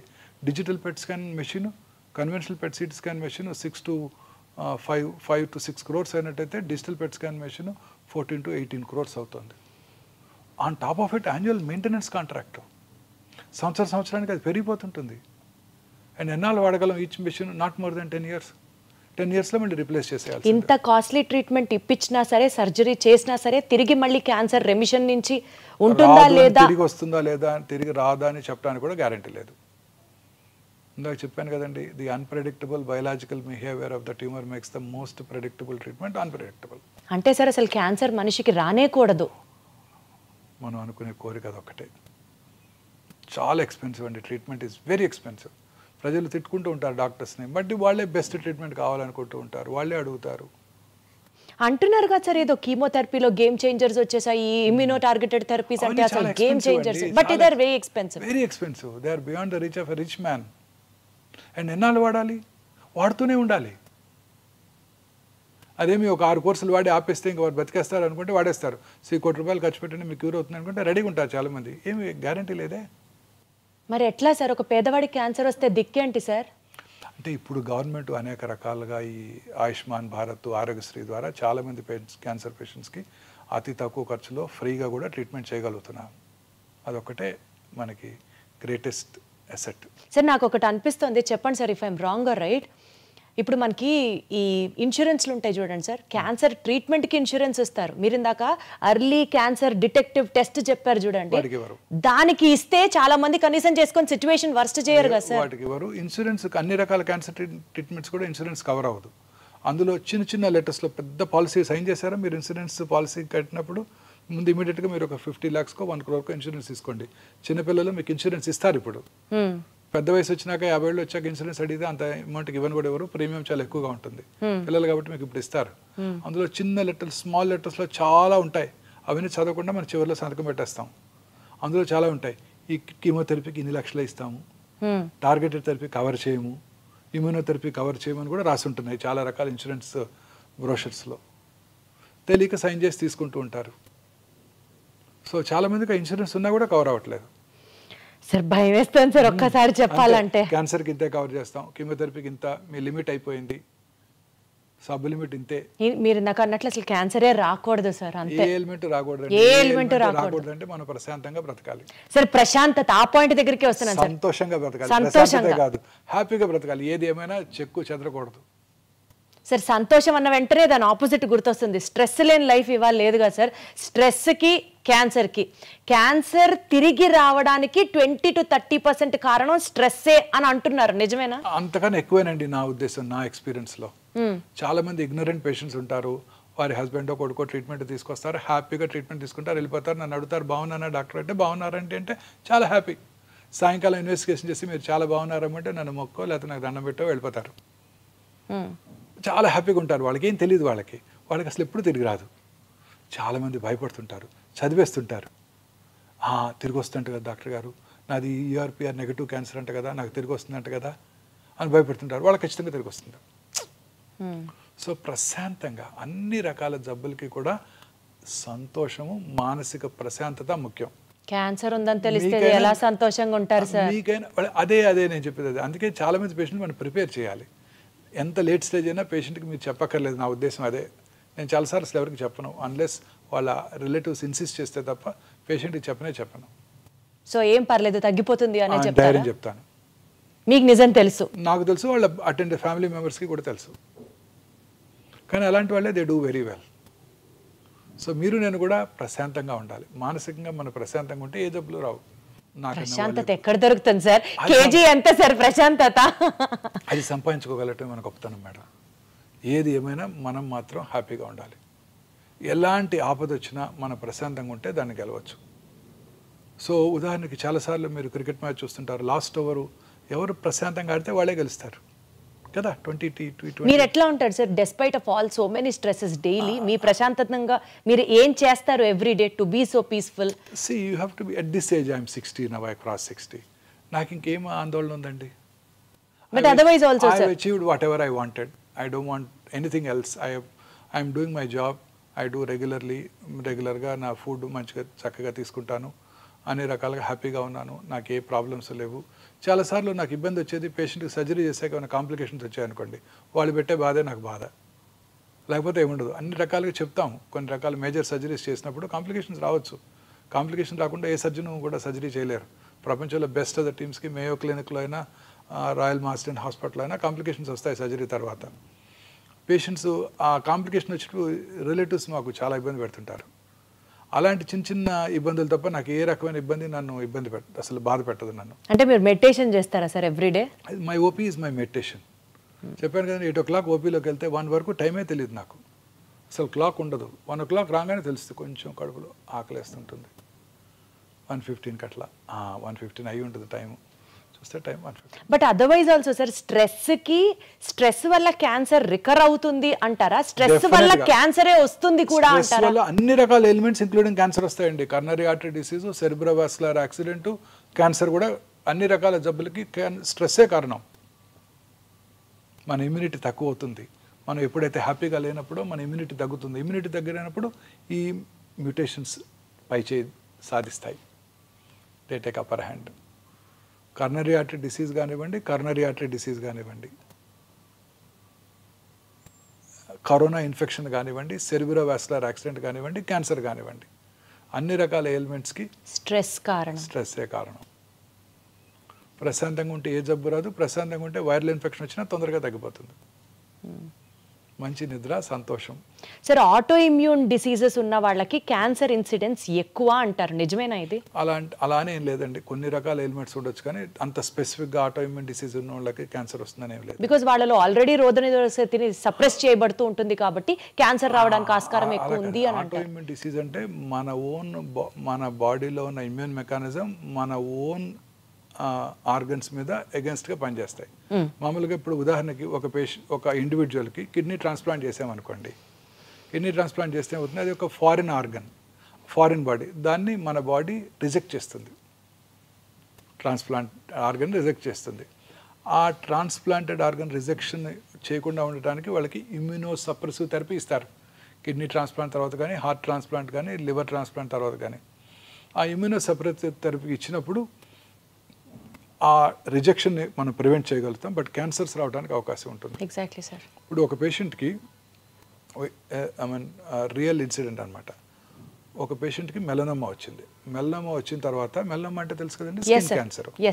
మెలనోమా వచ్చిన 20 yearsకి అంటే వచ్చి క్యూర్ అయిపోయింది ఆయనకి. 20 years తర్వాత he was brain dead. 20 years అయిపోయింది కదా, ఆయన కిడ్నీ తీసుకెళ్ళి ఇంకెవరికో ట్రాన్స్ప్లాంట్ చేశారు. మరి ట్రాన్స్ప్లాంట్ చేసినప్పుడు వాళ్ళకి ఇమ్యూనోసప్రెసివ్ థెరపీ ఇస్తారు కదండి. ఇమ్యూనోసప్రెసివ్ థెరపీ ఇచ్చినప్పుడు వాళ్ళకి మెలనోమా వచ్చింది. అంటే melanoma is a skin disease. ఆ మెలనోమా క్యాన్సర్ కణాలు ఆ పేషెంట్ యొక్క కిడ్నీలో ఉన్నాయి, డార్మెంట్గా 20 years ఉన్నాయి. ఎందుకంటే ఆయన రెసిస్టెన్స్ బాగుంది కాబట్టి. 20 years తర్వాత ఇక్కడ ఇమ్యూనోసప్రెస్డ్ ఇండివిజువల్, ఎందుకంటే ఇమ్యూనోసప్రెసివ్ థెరపీ ఇచ్చారు కాబట్టి, ఆ ట్రాన్స్ప్లాంట్ రెసిపియంట్కి melanoma took upper hand and he got melanoma. So again emphasizing the fact that immunity is the most important factor. If you are happy, your immune system is strong. Yes. If you are stressed, that's all. Finish. The story ends. Yes. Sir ఇంకొక point sir, ఇప్పుడు ప్రతి ఒక్కళ్ళు perfumes use చేయడాలు, under arms కానివ్వండి, లేకపోతే deodorants use చేయడాలు, ఇలాంటి వాటికి బ్రెస్ట్ క్యాన్సర్ వస్తుంది అలానేం లేదండి.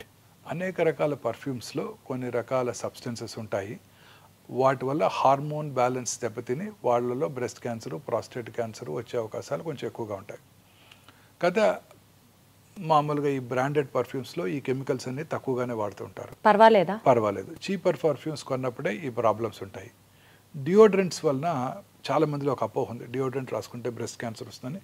ఇది పూర్తిగా అపోహం మాత్రమే. డియోడ్రెంట్ వలన బ్రెస్ట్ క్యాన్సర్ రాదు, కానీ మంచి క్వాలిటీ డియోడ్రెంట్స్ వాడుకోవాలి, వెంటిలేషన్ అది బాగుండాలి. చాలా రకాల డియోడ్రెంట్స్ వలన అక్కడ స్వెట్ గ్లాండ్స్ యొక్క డక్ట్స్ బ్లాక్ అయ్యి అక్కడ ఇన్ఫెక్షన్స్ వచ్చే అవకాశం ఎక్కువగా ఉంటుంది, అంతే తప్ప క్యాన్సర్ వచ్చే అవకాశం లేదు. సార్ ఎస్పెషల్లీ విమెన్లో ఇన్నర్ వేర్ టైట్గా ఉండడం వల్ల కానీ, బ్రాస్ అండర్ వైర్డ్ ఉండడం వల్ల కానీ బ్రెస్ట్ క్యాన్సర్ రావడానికి ఆస్కారం ఎక్కువ ఉంది అన్నది ఒకటి చదివాను. లేదు మేడం, దానికి దీనికి సంబంధం లేదు. No, not at all. Perfect sir, perfect. కొంతమంది టాల్కమ్ పౌడర్ వాడుతున్నప్పుడు ఇన్నర్ వేర్ వేసుకున్న తర్వాత లోపల ఎస్పెషల్లీ ప్రైవేట్ పార్ట్స్ దగ్గర వాళ్ళలోకి ఆ పౌడర్, కొన్నిసార్లు ఆ పౌడర్లో ఉండే కెమికల్స్ వెజైనా ద్వారా లోపలికి వెళ్ళి కొన్ని రకాల ఓవేరియన్ క్యాన్సర్ వస్తుందని కొన్ని స్టడీస్ చూపించాయి. చాలా రకాల ఇప్పుడు ప్రముఖ టాల్కమ్ పౌడర్స్ కంపెనీస్ మీద చాలా లా సూట్స్ కూడా అనేక దేశాల్లో ఉన్నాయి. పౌడర్ వేసుకుంటే క్యాన్సర్ రావడం ఏంటి సార్? అంటే ఆ ఇంటిమేట్గా ఆ ఇన్నర్స్ లోపల ప్రైవేట్ పార్ట్స్ దగ్గర వేసుకున్నట్టయితే అక్కడ ఎస్పెషల్లీ ముఖ్యంగా స్త్రీలలో వచ్చే అవకాశం ఎక్కువగా ఉంటుంది. ప్రిఫరబుల్లీ అలాంటివి అవాయిడ్ చేయడం better. Big note all the talcum powders ఈ క్షణం నుంచి అర్థమైంది సార్ నాకు. సార్ ఒక్కటి చెప్పండి, vitamin D supplement, calcium, magnesium, zinc, vitamin B12, folic acid ఇట్లాంటి సప్లిమెంట్స్ తీసుకోకుండా నాకు తెలిసి ఈ రోజుల్లో ఎవరు లేరు. మేబీ 20-25 నుంచే స్కిన్ కోసం సప్లిమెంట్, హెయిర్ నెయిల్స్ కోసం ఇట్లా సప్లిమెంట్స్ మీదే బండి నడుస్తున్న ఈ రోజుల్లో యాంటీ ఆక్సిడెంట్ సప్లిమెంట్స్ తీసుకోవడం వల్ల క్యాన్సర్ వచ్చే అవకాశం తగ్గుతుంది అని ఒక నానుడు ఉంది. ఇది నిజమా కాదా మీరే చెప్పాలి. అంటే యాంటీ ఆక్సిడెంట్స్ ఈ ఫ్రీ రాడికల్స్ డ్యామేజ్ని ప్రివెంట్ చేసి ఖచ్చితంగా క్యాన్సర్ రావడాన్ని నిరోధిస్తాయి. ఓకే, అందులో అనుమానమే లేదు. క్లియర్. యాంటీ ఆక్సిడెంట్స్ రెగ్యులర్గా తీసుకోవడం వల్ల క్యాన్సర్ రాదని చెప్పలేము, కానీ యాంటీ ఆక్సిడెంట్ తీసుకోవడం వల్ల నష్టం అయితే లేదు, బెనిఫిషియల్ ఎఫెక్ట్సే ఉంటాయి. మితంగా రెగ్యులర్గా ఒకటి తీసుకున్నట్టు వల్ల నష్టం మాత్రం లేదు. Super sir. సార్ ఒక చిన్న ర్యాపిడ్ ఫైర్ లాంటిది కంటిన్యూ చేద్దాం సార్, సో దట్ మిత్స్ అన్ని డీమిత్ చేసేద్దాం ఒక్కసారితో. To start with, cancer spreads if a tumour is operated on. ఇది చాలా కామన్ మిస్కన్సెప్షన్ అండి. కత్తి పెడితే క్యాన్సర్ పెరిగిపోతుంది. ఇది ఖచ్చితంగా అపోహ మాత్రమే. క్యాన్సర్ని సర్జరీ చేయడం ద్వారానే క్యూర్ చేయగలం. ఇందాక మనం డిస్కస్ చేసాం సాలిడ్ ట్యూమర్స్, హిమటలాజికల్స్. బ్రెయిన్ ట్యూమర్ నుంచి కాల్లో చిటికెన్ వేలు వరకు వచ్చే మెలనోమా వరకు కూడా అర్లీ స్టేజ్లో క్యాన్సర్ డయాగ్నోస్ చేస్తే సర్జరీ అంటే శస్త్రచికిత్స చేయడం ద్వారానే క్యూర్ చేయగలం. ఇంకా ఏ ఇతర చికిత్స క్యూర్ చేయలేదు. సో ఇది పూర్తిగా అపోహ మాత్రమే. నిజం ఏంటంటే క్యాన్సర్ క్యూర్ చేయాలంటే సర్జరీ చేయాల్సిందే. సార్ అర్లీ స్టేజెస్ లో కనుక డిటెక్ట్ చేస్తే క్యాన్సర్ ని మనం వాళ్ళని కంప్లీట్ గా నివారించచ్చా? క్యాన్సర్ అంటే ఇంకా వాళ్ళ క్యాన్సర్ లేకుండా సర్జరీ చేసి క్యూర్ చేయగలం. సర్జరీ చేసి ఎర్లీ స్టేజ్ లో కూడా? ఎస్, ఎర్లీ స్టేజ్ లోనే సర్జరీ చేస్తాం. అచ్చా. కార్సినోమా టమ్ కానివ్వండి, బ్రెయిన్ క్యాన్సర్ కానివ్వండి, లంగ్ క్యాన్సర్ కానివ్వండి, ఎర్లీ స్టేజ్ లోనే సర్జరీ చేయడం జరుగుతుంది. Perfect sir. స్మోక్ చేసే వాళ్ళకే లంగ్ క్యాన్సర్ వస్తుంది? లేదు, స్మోక్ చేయని 12 ఏళ్ళ ఆడపిల్ల కూడా లంగ్ క్యాన్సర్ రావచ్చు. సరే, మగవాళ్ళకి బ్రెస్ట్ క్యాన్సర్ అన్నారు, 12 ఏళ్ళ ఆడవాళ్ళకి లంగ్ క్యాన్సర్ అంటున్నారు. స్మోక్ చేయని 12 ఏళ్ళ ఆడపిల్లకి వారి తండ్రి గారు కూడా స్మోక్ చేయలేదు, పాసివ్ స్మోకర్ కూడా కదా అమ్మాయి. చాలా మంది లేడీస్ రెగ్యులర్గా చూస్తుంటాను. కానీ లేడీస్లో వచ్చే లంగ్ క్యాన్సర్స్ జనరల్గా ఇందాక నేను చెప్పాను జెనెటిక్ మ్యూటేషన్ వల్ల వస్తుందని. ఆ జెనెటిక్ మ్యూటేషన్ వల్ల వచ్చే అవకాశాలు ఎక్కువగా ఉంటాయి. ముఖ్యంగా భారతీయ స్త్రీలు స్మోక్ చేయరు కాబట్టి వాళ్ళందరిలో కూడా సింపుల్ ఆ జెనెటిక్ మ్యూటేషన్ని టార్గెట్ చేసే టాబ్లెట్ తీసుకుని వాళ్ళు సంవత్సరాలు బతికేస్తుంటారు. ఓ, జెనెటిక్ మ్యూటేషన్ ని క్యాన్సర్ టాబ్లెట్ ద్వారా కూడా నివారించవచ్చు, లాంజివిటీ పెంచొచ్చు. లాంజివిటీ పెంచొచ్చు. ఇందాక చెప్పాం మనం కొన్ని జీన్స్ మ్యూటేషన్ వల్ల క్యాన్సర్ వస్తుంది. క్యాన్సర్ కి టాబ్లెట్స్ ఉన్నాయా సార్? ఈ జెనెటిక్ మ్యూటేషన్ కనుక ఉన్నట్టయితే స్త్రీలలో ఉంటాయి కూడా. వాళ్ళలో మన భారతీయ స్త్రీల్లో 100కి 70 నుంచి 80 మందికి లంగ్ క్యాన్సర్ పేషెంట్స్లో స్త్రీలలో వచ్చినప్పుడు ఈ జెనెటిక్ మ్యూటేషన్ ఉంటుంది. దాన్ని టార్గెట్ చేసే మందులు ఇప్పుడు మనకి కమర్షియల్గా అందుబాటులో ఉన్నాయి. అవి తీసుకున్నట్టయితే వాళ్ళు దాంతోనే బతికేస్తారు, ఇంటి దగ్గరే ఉంటూ హాస్పిటల్కి కూడా రాకుండా. సరే, ఇది అసలు ఒక క్యాన్సర్ గైడ్ సార్ ఇవాళ మన ఎపిసోడ్. ఎన్ని విషయాలు తెలుస్తున్నాయి అంటే, కొత్త విషయాలు. అట్లీస్ట్ నాకైతే మాత్రం చాలా కొత్తగా ఉంది సార్ ఇంటర్వ్యూ. షుగర్ తింటే క్యాన్సర్ పెరిగిపోతుంది. True. Sugar especially refined white sugar కనుక తీసుకోవటం పూర్తిగా అవాయిడ్ చేయడం బెటర్ అండి. కాంప్లెక్స్ షుగర్స్ తీసుకోవటం, ప్రాసెస్డ్ షుగర్స్ని అవాయిడ్ చేస్తూ కాంప్లెక్స్ కార్బోహైడ్రేట్స్ తీసుకోవటం మంచిది. ఒకసారి క్యాన్సర్ వస్తే తిరిగి మళ్ళీ వస్తూనే ఉంటుంది. క్యాన్సర్ కనుక వచ్చినట్టయితే తిరిగి వచ్చే అవకాశాలు ఎక్కువగా ఉంటాయి. అది ఆ క్యాన్సర్ యొక్క డిసీజ్ స్టేజ్ని బట్టి, క్యాన్సర్ యొక్క బిహేవియర్ని బట్టి ఆధారపడి ఉంటుంది. క్యాన్సర్కి సంబంధించి మనకి స్క్రీనింగ్ టెస్ట్లు ఏ ఏజ్ నుంచే చేయించుకోవడం మన లైఫ్ స్టైల్లో ఒక భాగం అయిపోవాలి సార్? అంటే డిఫరెంట్ క్యాన్సర్స్కి డిఫరెంట్గా ఉంటాయండి. ఉదాహరణకి బ్రెస్ట్ క్యాన్సర్ ఉందనుకోండి, ఫ్యామిలీ హిస్టరీ ఉన్నవాళ్ళు 40 years నుంచే రెగ్యులర్గా స్క్రీనింగ్ చేసుకుంటూ ఉండాలి.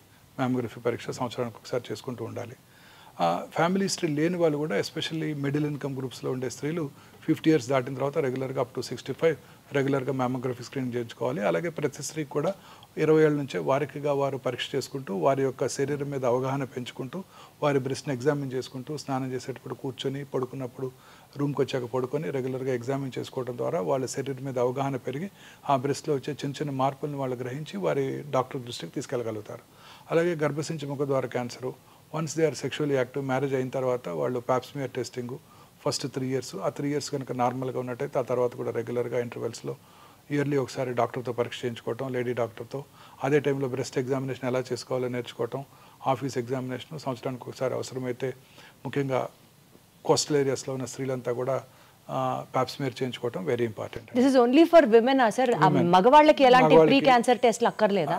మగవాళ్ళకి ప్రాస్టేట్ క్యాన్సర్కి ఒక టెస్ట్ ఉందండి. 50 years దాటిన తర్వాత ప్రతి పురుషుడు కూడా రెగ్యులర్గా simple blood test PSA prostate specific antigen test చేసుకోవడం ద్వారా క్యాన్సర్ అవడానికి ముందుగా పసిగట్టవచ్చు. ఇంత ముందు కాలంలో ప్రాస్టేట్ క్యాన్సర్ భారతదేశంలో ఎక్కువగా కనబడేది కాదు. ఇప్పుడు 2022 ICMR స్టడీలో ఇది సెకండ్ కామనెస్ట్ క్యాన్సర్ భారతదేశంలో కూడా. సో అందుకని ప్రతి పురుషుడు కూడా రెగ్యులర్గా ఈ PSA టెస్ట్ చేయించుకుంటూ ఉండాల్సి ఉంటుంది.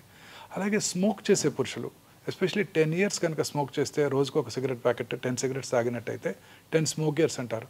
వాళ్ళు రెగ్యులర్గా 6 నెలలకు ఒకసారి లో డోసేజ్ CT స్కాన్ మిషన్స్తో CT స్కాన్ చేయించుకోవడం ద్వారా క్యాన్సర్ అవటాన్ని ముందుగా పసిగట్టవచ్చు. ఈ 2 క్యాన్సర్స్కే స్క్రీనింగ్ అందుబాటులో ఉంది పురుషుల్లో. స్త్రీలలో బ్రెస్ట్ క్యాన్సరు, గర్భసంచి ముఖద్వార క్యాన్సర్కి రెగ్యులర్గా స్క్రీన్ చేసుకుంటూ ఉండాలి. మిగతా క్యాన్సర్స్కి సిమ్టమ్స్ ఎప్పుడైనా ఉంటే వారు చెక్ చేసుకుంటూ ఉన్నట్టుగా సరిపోతుంది. సరే, ఎస్పెషల్లీ ఎక్కడా లేనటువంటి టెక్నాలజీ కానీ ఎక్విప్మెంట్ కానీ క్యాన్సర్ డయాగ్నోసిస్ దగ్గర నుంచి ట్రీట్మెంట్ దాకా వీ హ్యావ్ ఎట్ ఒమేగా అని విన్నాను. Something about that sir. ఇప్పుడు అనేక రకాలైన టెస్ట్లో ఇప్పుడు కామన్గా ఈ CT స్కాన్ చేసుకున్నప్పుడు, PET స్కాన్ చేసుకున్నప్పుడు, చాలామందిలో ఒక చిన్న మ్యామోగ్రఫీ చేసుకున్నప్పుడు చాలామందిలో ఒక అపోహ, ఈ స్క్రీనింగ్ టెస్ట్ ద్వారా రేడియేషన్ ఎక్స్పోజర్ ఉంటుంది, ఆ రేడియేషన్ ఎక్స్పోజర్ వల్ల క్యాన్సర్ వస్తుంది అని భయపడుతూ ఉంటారు. ఇప్పుడు ఈ కొత్తగా వచ్చిన డిజిటల్ మ్యామోగ్రఫీ మెషిన్లో రేడియేషన్ ఎక్స్పోజర్ చాలా తక్కువ. ప్రతి స్త్రీ కూడా ఖచ్చితంగా 40 years వచ్చిన దగ్గర నుంచి ఫ్యామిలీ హిస్టరీ కనుక ఉన్నట్టయితే స్క్రీనింగ్ చేసుకోవటం, అదర్వైజ్ 50 తర్వాత చేసుకోవడం వల్ల ఎటువంటి రిస్క్ ఉండదండి. ఇప్పుడు చాలామంది క్యాన్సర్ పేషెంట్ కూడా PET CT స్కాన్ చేసుకోమని, కానీ దానివల్ల రేడియేషన్ ఉంటుందట కదండి అని అడుగుతారు. నార్మల్ అనలాగ్ PET స్కాన్స్లో రేడియేషన్ ఎక్స్పోజర్ 24 millisieverts ఉన్నట్టయితే, ఈ కొత్త AI powered digital PET CT స్కాన్లో రేడియేషన్ ఎక్స్పోజర్ 8 millisieverts. అలాగే ఇప్పుడు PET MR కూడా అందుబాటులోకి వచ్చింది. ఆ PET MR అసలు రేడియేషన్ ఎక్స్పోజరే ఉండదు, చాలా మినిమం 95% డోస్ తగ్గిపోతుంది. సో వీటిలో రేడియేషన్ ఎక్స్పోజర్ ఉండదు, వీటి వల్ల క్యాన్సర్ వచ్చే అవకాశం లేదు. సో చక్కగా హ్యాపీగా మనం ఆ పరీక్ష చేయించుకోవడం ద్వారా క్యాన్సర్ రావటాన్ని, క్యాన్సర్ స్టేజ్ని, క్యాన్సర్ తిరిగి రావటాన్ని కూడా పసిగట్టవచ్చు. సార్, క్యాన్సర్ ఉంది అని తెలిసిన తర్వాత ఎమోషనల్గా ఫ్యామిలీస్ చేసే మిస్టేక్ ఏంటి sir? Maybe because of stress కానివ్వచ్చు, తెలిసిన వాళ్ళకి క్యాన్సర్ వచ్చింది అన్న భయం కావచ్చు. యూజువలీ ఎలాంటి మిస్టేక్స్ చేస్తూ ఉంటారు? ఈ క్యాన్సర్ పేషెంట్స్తో ప్రాబ్లం ఏంటంటే వాళ్ళు చాలా డిస్టర్బ్ అయిపోతారు. మీరు అన్నట్టు, మీరు మన ఫ్యామిలీ మెంబర్కే కాదండి, మన రోజు వాకింగ్కి వెళ్తున్నాం అనుకోండి, లేకపోతే నేను రోజు మార్నింగ్ ఎర్లీ మార్నింగ్ కార్లో వస్తుంటాను, నాకు ఎదురుగా ఒక 10 మంది వస్తుంటారు. ఆ 10 మందిలో ఎవరైనా ఒకళ్ళు ఈ మధ్య గత 10 ఏళ్ళలో ఒకళ్ళు రావట్లేదు. ఎందుకు రావట్లేదు? వాళ్ళకి ఏదో క్యాన్సర్ ఉందని తెలిస్తే ఆ మనిషి మనకు తెలియకపోయినా మనం డిస్టర్బ్ అవుతాం 2 రోజులు. అయ్యో ఆయన క్యాన్సర్ వచ్చిందంట.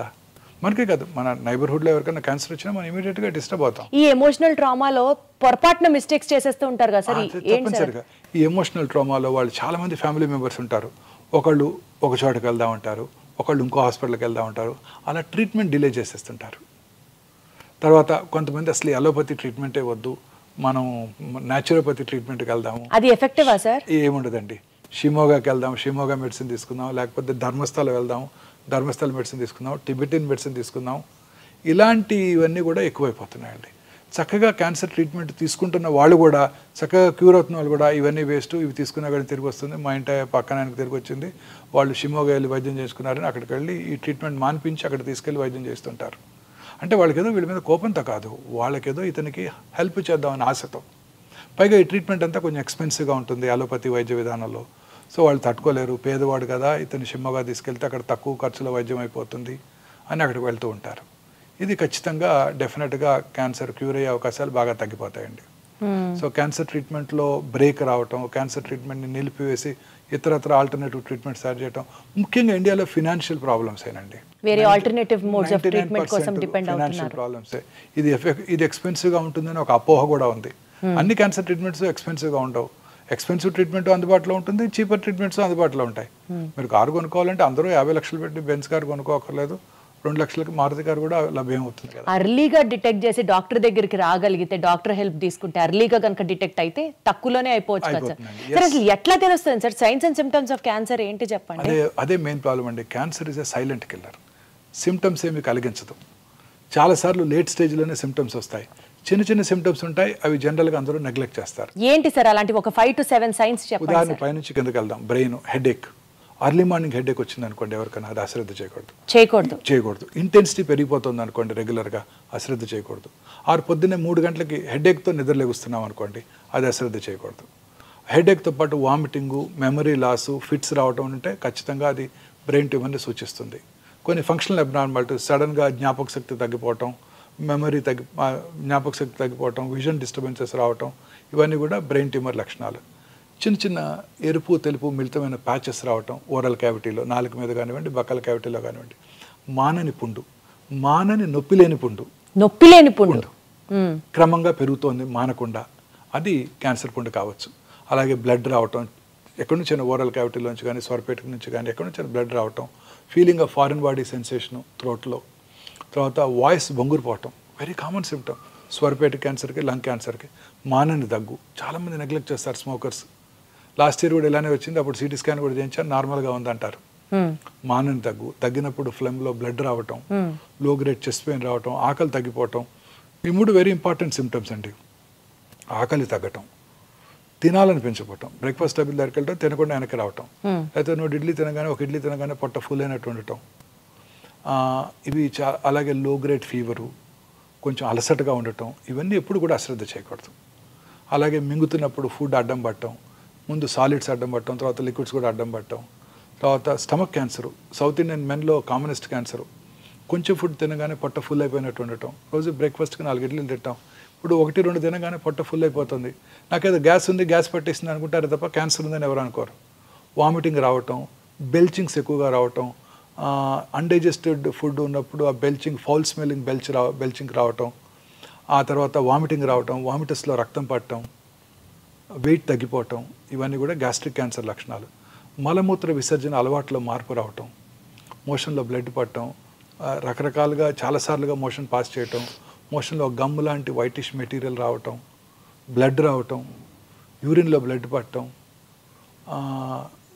ఇంటర్మెన్స్ట్రల్ బ్లీడింగ్, పీరియడ్స్ కాని టైంలో బ్లడ్ రావటం, పోస్ట్ కాయిటల్ బ్లీడింగ్ ఉండటం, లో గ్రేడ్ లోవర్ అబ్డామినల్ పెయిన్, గర్భసంచి ముఖద్వార క్యాన్సర్ లక్షణాలు.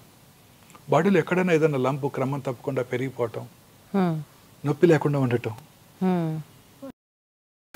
పుట్టుమచ్చలు ఎస్పెషల్లీ పుట్టుమచ్చలో సైజు ర్యాపిడ్గా పెరగటం, ఫ్లేక్స్గా పెల్సులుగా ఊడిపోవటం, కలర్ మారటం, ఇర్రెగ్యులర్గా తయారవటం, పుట్టుమచ్చ నుంచి పుండు పట్టడం, బ్లడ్ రావటం, ఇవన్నీ కూడా పుట్టుమచ్చలు క్యాన్సర్గా మారుతున్నాయని మనం గ్రహించాలన్నమాట. మీరు చెప్పిన ఈ కామన్ సిమ్టమ్స్ యూజువల్లీ అవాయిడ్ చేసేవే సార్. కొంచెం అరక్కపోయినా ఈ రోజు అరగలేదులే అనుకుంటాం, కానీ అమ్మో ఇక్కడ ఏదో ఉంది అని అయితే నెగ్లెక్ట్ చేస్తాం. లూజ్ మోషన్స్ అవుతాయి, కాన్స్టిపేషన్ వస్తుంది, లాస్ట్ వీక్ వెళ్ళి బావర్చీలో తిన్నాం అందువల్లనే వస్తుంది, ఆమె వీక్ డిసెంట్రీ అనుకుంటారే తప్ప క్యాన్సర్ ఉందని అనుకోరు. బ్లీడింగ్ అవ్వగానే హెమరాయిడ్స్, పైల్స్ లాస్ట్ ఇయర్ కూడా ఎలా ఉన్నాయో కొన్నిసార్లు తగ్గిపోతుంది అనుకుంటారే తప్ప అశ్రద్ధ చేస్తారు. అశ్రద్ధ చేసినా మాక్సిమం సార్ 1-2 డేస్ చూసి తర్వాత ఇమ్మీడియట్గా డాక్టర్ దగ్గరికి వచ్చేయడమే కదా. ఎనీ సిమ్టమ్ అండి పర్సిస్టెంట్గా ఉన్నట్టయితే, బ్లీడింగ్ అవుతూనే ఉంది గత వారం రోజులుగా 15 రోజులుగా అంటే అశ్రద్ధ చేయకూడదు. హెమరాయిడ్స్ ఉన్నాయి అనుకోకూడదు. ఒకవేళ వెళ్ళి డాక్టర్ చూపించుకొని హెమరాయిడ్స్ ఉన్నా ఆ హెమరాయిడ్స్కి ట్రీట్మెంట్ తీసుకోవాలి. ట్రీట్మెంట్ తీసుకున్నాక బ్లీడింగ్ ఆగిపోవాలి. చాలాసార్లు హెమరాయిడ్స్ ఉంటాయి, దానిపైన ఒక 5 సెంటీమీటర్ల దూరంగా క్యాన్సర్ కూడా ఉంటుంది. హెమరాయిడ్స్కి సర్జరీ చేయించుకుంటారు, అది మిస్ అవుతారు కూడా. సార్ ఇప్పుడు క్వశ్చన్ ఏంటంటే, క్యాన్సర్ రాకుండా ఉంటే మనం ఏం చేయాలి సార్? మానసికంగా ప్రశాంతంగా ఉండాలి, సంతోషంగా ఉండాలి, రిఫైన్డ్ ఫుడ్స్ ఎక్కువగా తీసుకోకుండా ఫ్రెష్ ఫ్రూట్స్, వెజిటబుల్స్, గ్రీన్స్ రెగ్యులర్గా తీసుకుంటూ, రెగ్యులర్గా సన్ బేదింగ్, సూర్యరశ్మికి ఎక్స్పోజ్ అవుతూ, రెగ్యులర్గా ఎక్సర్సైజ్ చేస్తూ, లీన్ బాడీ మాస్ మెయింటైన్ చేస్తూ, దూరాలవాట్లకు దూరంగా ఉంటూ, ప్రాసెస్డ్ ఫుడ్స్కి, జంక్ ఫుడ్స్కి దూరంగా ఉంటూ, ప్రశాంతంగా సంతోషంగా నిద్రపోయినట్టయితే క్యాన్సర్ నుంచి దూరంగా ఉండవచ్చు. సార్ వారానికి 7 రోజులు 7 అలవాట్లు చెప్పండి సార్ మీరు, సో దట్ రోజుకి ఒక అలవాటు చేసుకున్నా ఆ మొత్తం వారం అదే అలవాట్లు ప్రాక్టీస్ చేస్తూ మన లైఫ్ స్టైల్గా మార్చుకుంటే క్యాన్సర్ని మనం ప్రివెంట్ చేయొచ్చు అంటే ఏం చెప్తారు సార్? ఇప్పుడు చెప్పిన అన్ని ఎవ్రీ డే 1 కొత్త హ్యాబిట్ నేర్చేసుకోవటమే. Wonderful sir. సార్ ఆడియన్స్కి ఒక piece of advice from your end, క్యాన్సర్ని దూరంగా పెట్టడానికి కావచ్చు, క్యాన్సర్ మీద అవగాహన రావడానికి కావచ్చు, మీరు ఇచ్చే సలహా ఏంటి సార్? ఏ చిన్న సిమ్టమ్స్ని కూడా అశ్రద్ధ చేయొద్దు. మన బాడీలో వచ్చే ప్రతి మార్పుని గమనించండి. మీ దగ్గరలో ఉన్న మీ ఫ్యామిలీ ఫిజిషియన్ని కలవండి, ఆంకాలజిస్ట్ని కలవాల్సిన అవసరం లేదు. మీ ఫ్యామిలీ ఫిజిషియన్ దాన్ని కరెక్ట్గా ఐడెంటిఫై చేసి అది రిపీటెడ్గా వస్తున్నట్టయితే వారే ఆంకాలజిస్ట్కి రిఫర్ చేస్తారనమాట. ప్రశాంతంగా ఉండండి, మానసికంగా ధైర్యంగా ఉండండి, మంచి ప్రాపర్ ఫుడ్ తీసుకుంటూ, ఫ్రెష్ ఫ్రూట్స్, వెజిటబుల్స్ రెగ్యులర్గా తీసుకుంటూ, రెడ్ మీట్, ప్రాసెస్డ్ ఫుడ్స్ తక్కువగా తీసుకుంటూ, ఫ్యాటీ ఫుడ్స్ బయట దొరికే ఫుడ్స్ తక్కువగా తీసుకుంటూ, రెగ్యులర్గా ఎక్సర్సైజ్ చేస్తూ, ముఖ్యంగా సన్లైట్కి ఎక్స్పోజ్ అవుతూ, లీన్ బాడీ మాస్ మెయింటైన్ చేయండి. దూరాల వాటికి ఖచ్చితంగా దూరంగా ఉండండి. సార్ అసలు ప్రశాంతంగా ఉండండి అని ఇంత ప్రశాంతంగా చెప్తున్నారు కదా సార్. మీకంటే డెఫినెట్లీ వర్క్ ఈజ్ వర్షిప్ అనుకుంటారు కాబట్టి ఇక్కడికి వస్తారు, హాస్పిటల్లో ఉంటారు, మీకు అదే ప్రశాంతత అనుకున్నాను అన్ని బాధలు మర్చిపోతాను. అన్ని బాధలు రోజుకి 18 hours పని చేస్తాను, అన్ని బాధలు మర్చిపోతాను సార్. కానీ మీరు హ్యాపీగా ఉండడానికి డెఫినెట్లీ మీ ఫ్యామిలీ సపోర్ట్ కూడా ఎంతో కొంత ఉంటుంది కదా sir. All of them they great support అండి. మీ ఫ్యామిలీ గురించి చెప్పండి sir. My wife she is always here only. నాకు లంచ్ తీసుకొని వస్తారు. అదే మీ హ్యాపీనెస్ కి కారణమా సార్? నాతోనే ఉంటారు ఖచ్చితంగా, రోజంతా ఈవినింగ్ వరకు ఉంటారు. మళ్ళీ డిన్నర్ టైం వరకు డిన్నర్ చేసుకున్నాక వెళ్ళిపోతాం. ప్రశాంతంగా ఉంటాం, అసలు ఏ ప్రాబ్లమ్స్ లేవండి, చీకు చింత లేకుండా ఉంటాం. చాలా సార్లు అదే పాయింట్ ఎంఫసైజ్ చేస్తున్నారు కానీ చాలా హ్యాపీగా ఉంది సార్. సార్ ఫైనల్గా ఒక్క మాట చెప్పండి సార్, మీ డ్రీమ్ ఏంటి sir? I achieved everything whatever I wanted. I don't have any more dreams. I'm happy, హెల్దీగా ఉంటే చాలు. ఒక చిన్న పీడియాట్రిక్ హాస్పిటల్ కట్టాలని ఒక కోరిక ఉంది. అంటే పిల్లల్లో వచ్చే క్యాన్సర్స్ ఇందాక మనం డిస్కస్ చేసాం, క్యూర్ అయిపోతాయి. సో చాలామంది పిల్లలకి ట్రీట్మెంట్ అందకుండా ఉంటుంది. ఒక హాస్పిటల్ కట్టి ఆ హాస్పిటల్లో డాక్టర్ ఛార్జెస్ ఉండవు, ట్రీట్మెంట్కి మనం ఇచ్చే ఛార్జెస్ ఉండవు, ఇన్వెస్టిగేషన్ ఛార్జెస్ ఉండవు, బెడ్ ఛార్జెస్ ఉండవు. ఓన్లీ మెడిసిన్స్కి మాత్రమే ఛార్జ్ చేస్తాం. అది మెడిసిన్స్ కూడా ప్రిఫరబుల్లీ ఏదో కంపెనీ ద్వారా తెప్పించుకోవడం. చాలామంది డొనేట్ చేయడానికి రెడీగా ఉన్నారు. అలాగే ఆయుష్మాన్ భారత్, ఆరోగ్యశ్రీ ద్వారా ఆ మెడిసిన్స్ తెప్పించుకొని మనం ఫ్రీగా ట్రీట్మెంట్ ఇవ్వగలగాలి. ఇది ఒక హాస్పిటల్ క్రియేట్ చేయాలని నాకు ఒక కోరిక ఉందండి. ఖచ్చితంగా 1-2 yearsలో చేసేయగలుగుతాను. అది తదాస్తు సార్, మీరు చేయగలరు, మీరు మాత్రమే చేయగలరు అని ఎందుకంటే వాళ్ళకి కనుక ట్రీట్ చేసామంటే వాళ్ళు నెక్స్ట్ 50-60 years బతికేస్తారు హ్యాపీగా, మన గుర్తుపెట్టుకుంటారు. ట్రీట్ చేసాము, అతను బ్రతికాడు, ఆ పిల్లవాడు బ్రతికి పెద్ద డాక్టర్ అయ్యాడో లేకపోతే పెద్ద ఇంజనీర్ అయ్యాడోనే మనకి సంతృప్తిగా కూడా ఉంటుంది. పిల్లలకి ట్రీట్మెంట్ ఇస్తే చాలా హ్యాపీగా ఉంటుంది అనమాట. సో ఇది ఒక్కటి చేయాలని నా కోరిక అండి, ఖచ్చితంగా చేస్తాను. ఖచ్చితంగా చేస్తారు సార్. ఆ దేవుడు మీకు మొత్తం పవర్ ఇవ్వాలి to achieve all your dreams అని. Any kid walking into this hospital should get free treatment. ఇది ఒకటే కోరిక. అద్భుతం సార్. సార్ ఆ దేవుడు మీకు మొత్తం పవర్ ఇచ్చి మీరు అనుకున్న డ్రీమ్ అది నెరవేర్చి చాలా మంది చిన్నారుల్లో క్యాన్సర్ని నివారించడం, అరికట్టడం, వాళ్ళ యొక్క ఫ్యూచర్ లైఫ్ స్ట్రాంగ్గా ఉండాలని ఆ శక్తి దేవుడు మీకు ఇవ్వాలని మనస్ఫూర్తిగా కోరుకుంటున్నాం sir. Thank you so much sir. One of the interviews which enlightened me so much on this subject is thank you so much sir for that. Thank you, madam. And for more videos, please subscribe to iDream. Please subscribe to iDream. Please subscribe iDream. And please subscribe to iDream. For more videos, subscribe to iDream. please like, share and subscribe to the channel. Congratulations, iDream. Subscribe to iDream. Subscribe to iDream. So subscribe to iDream Media.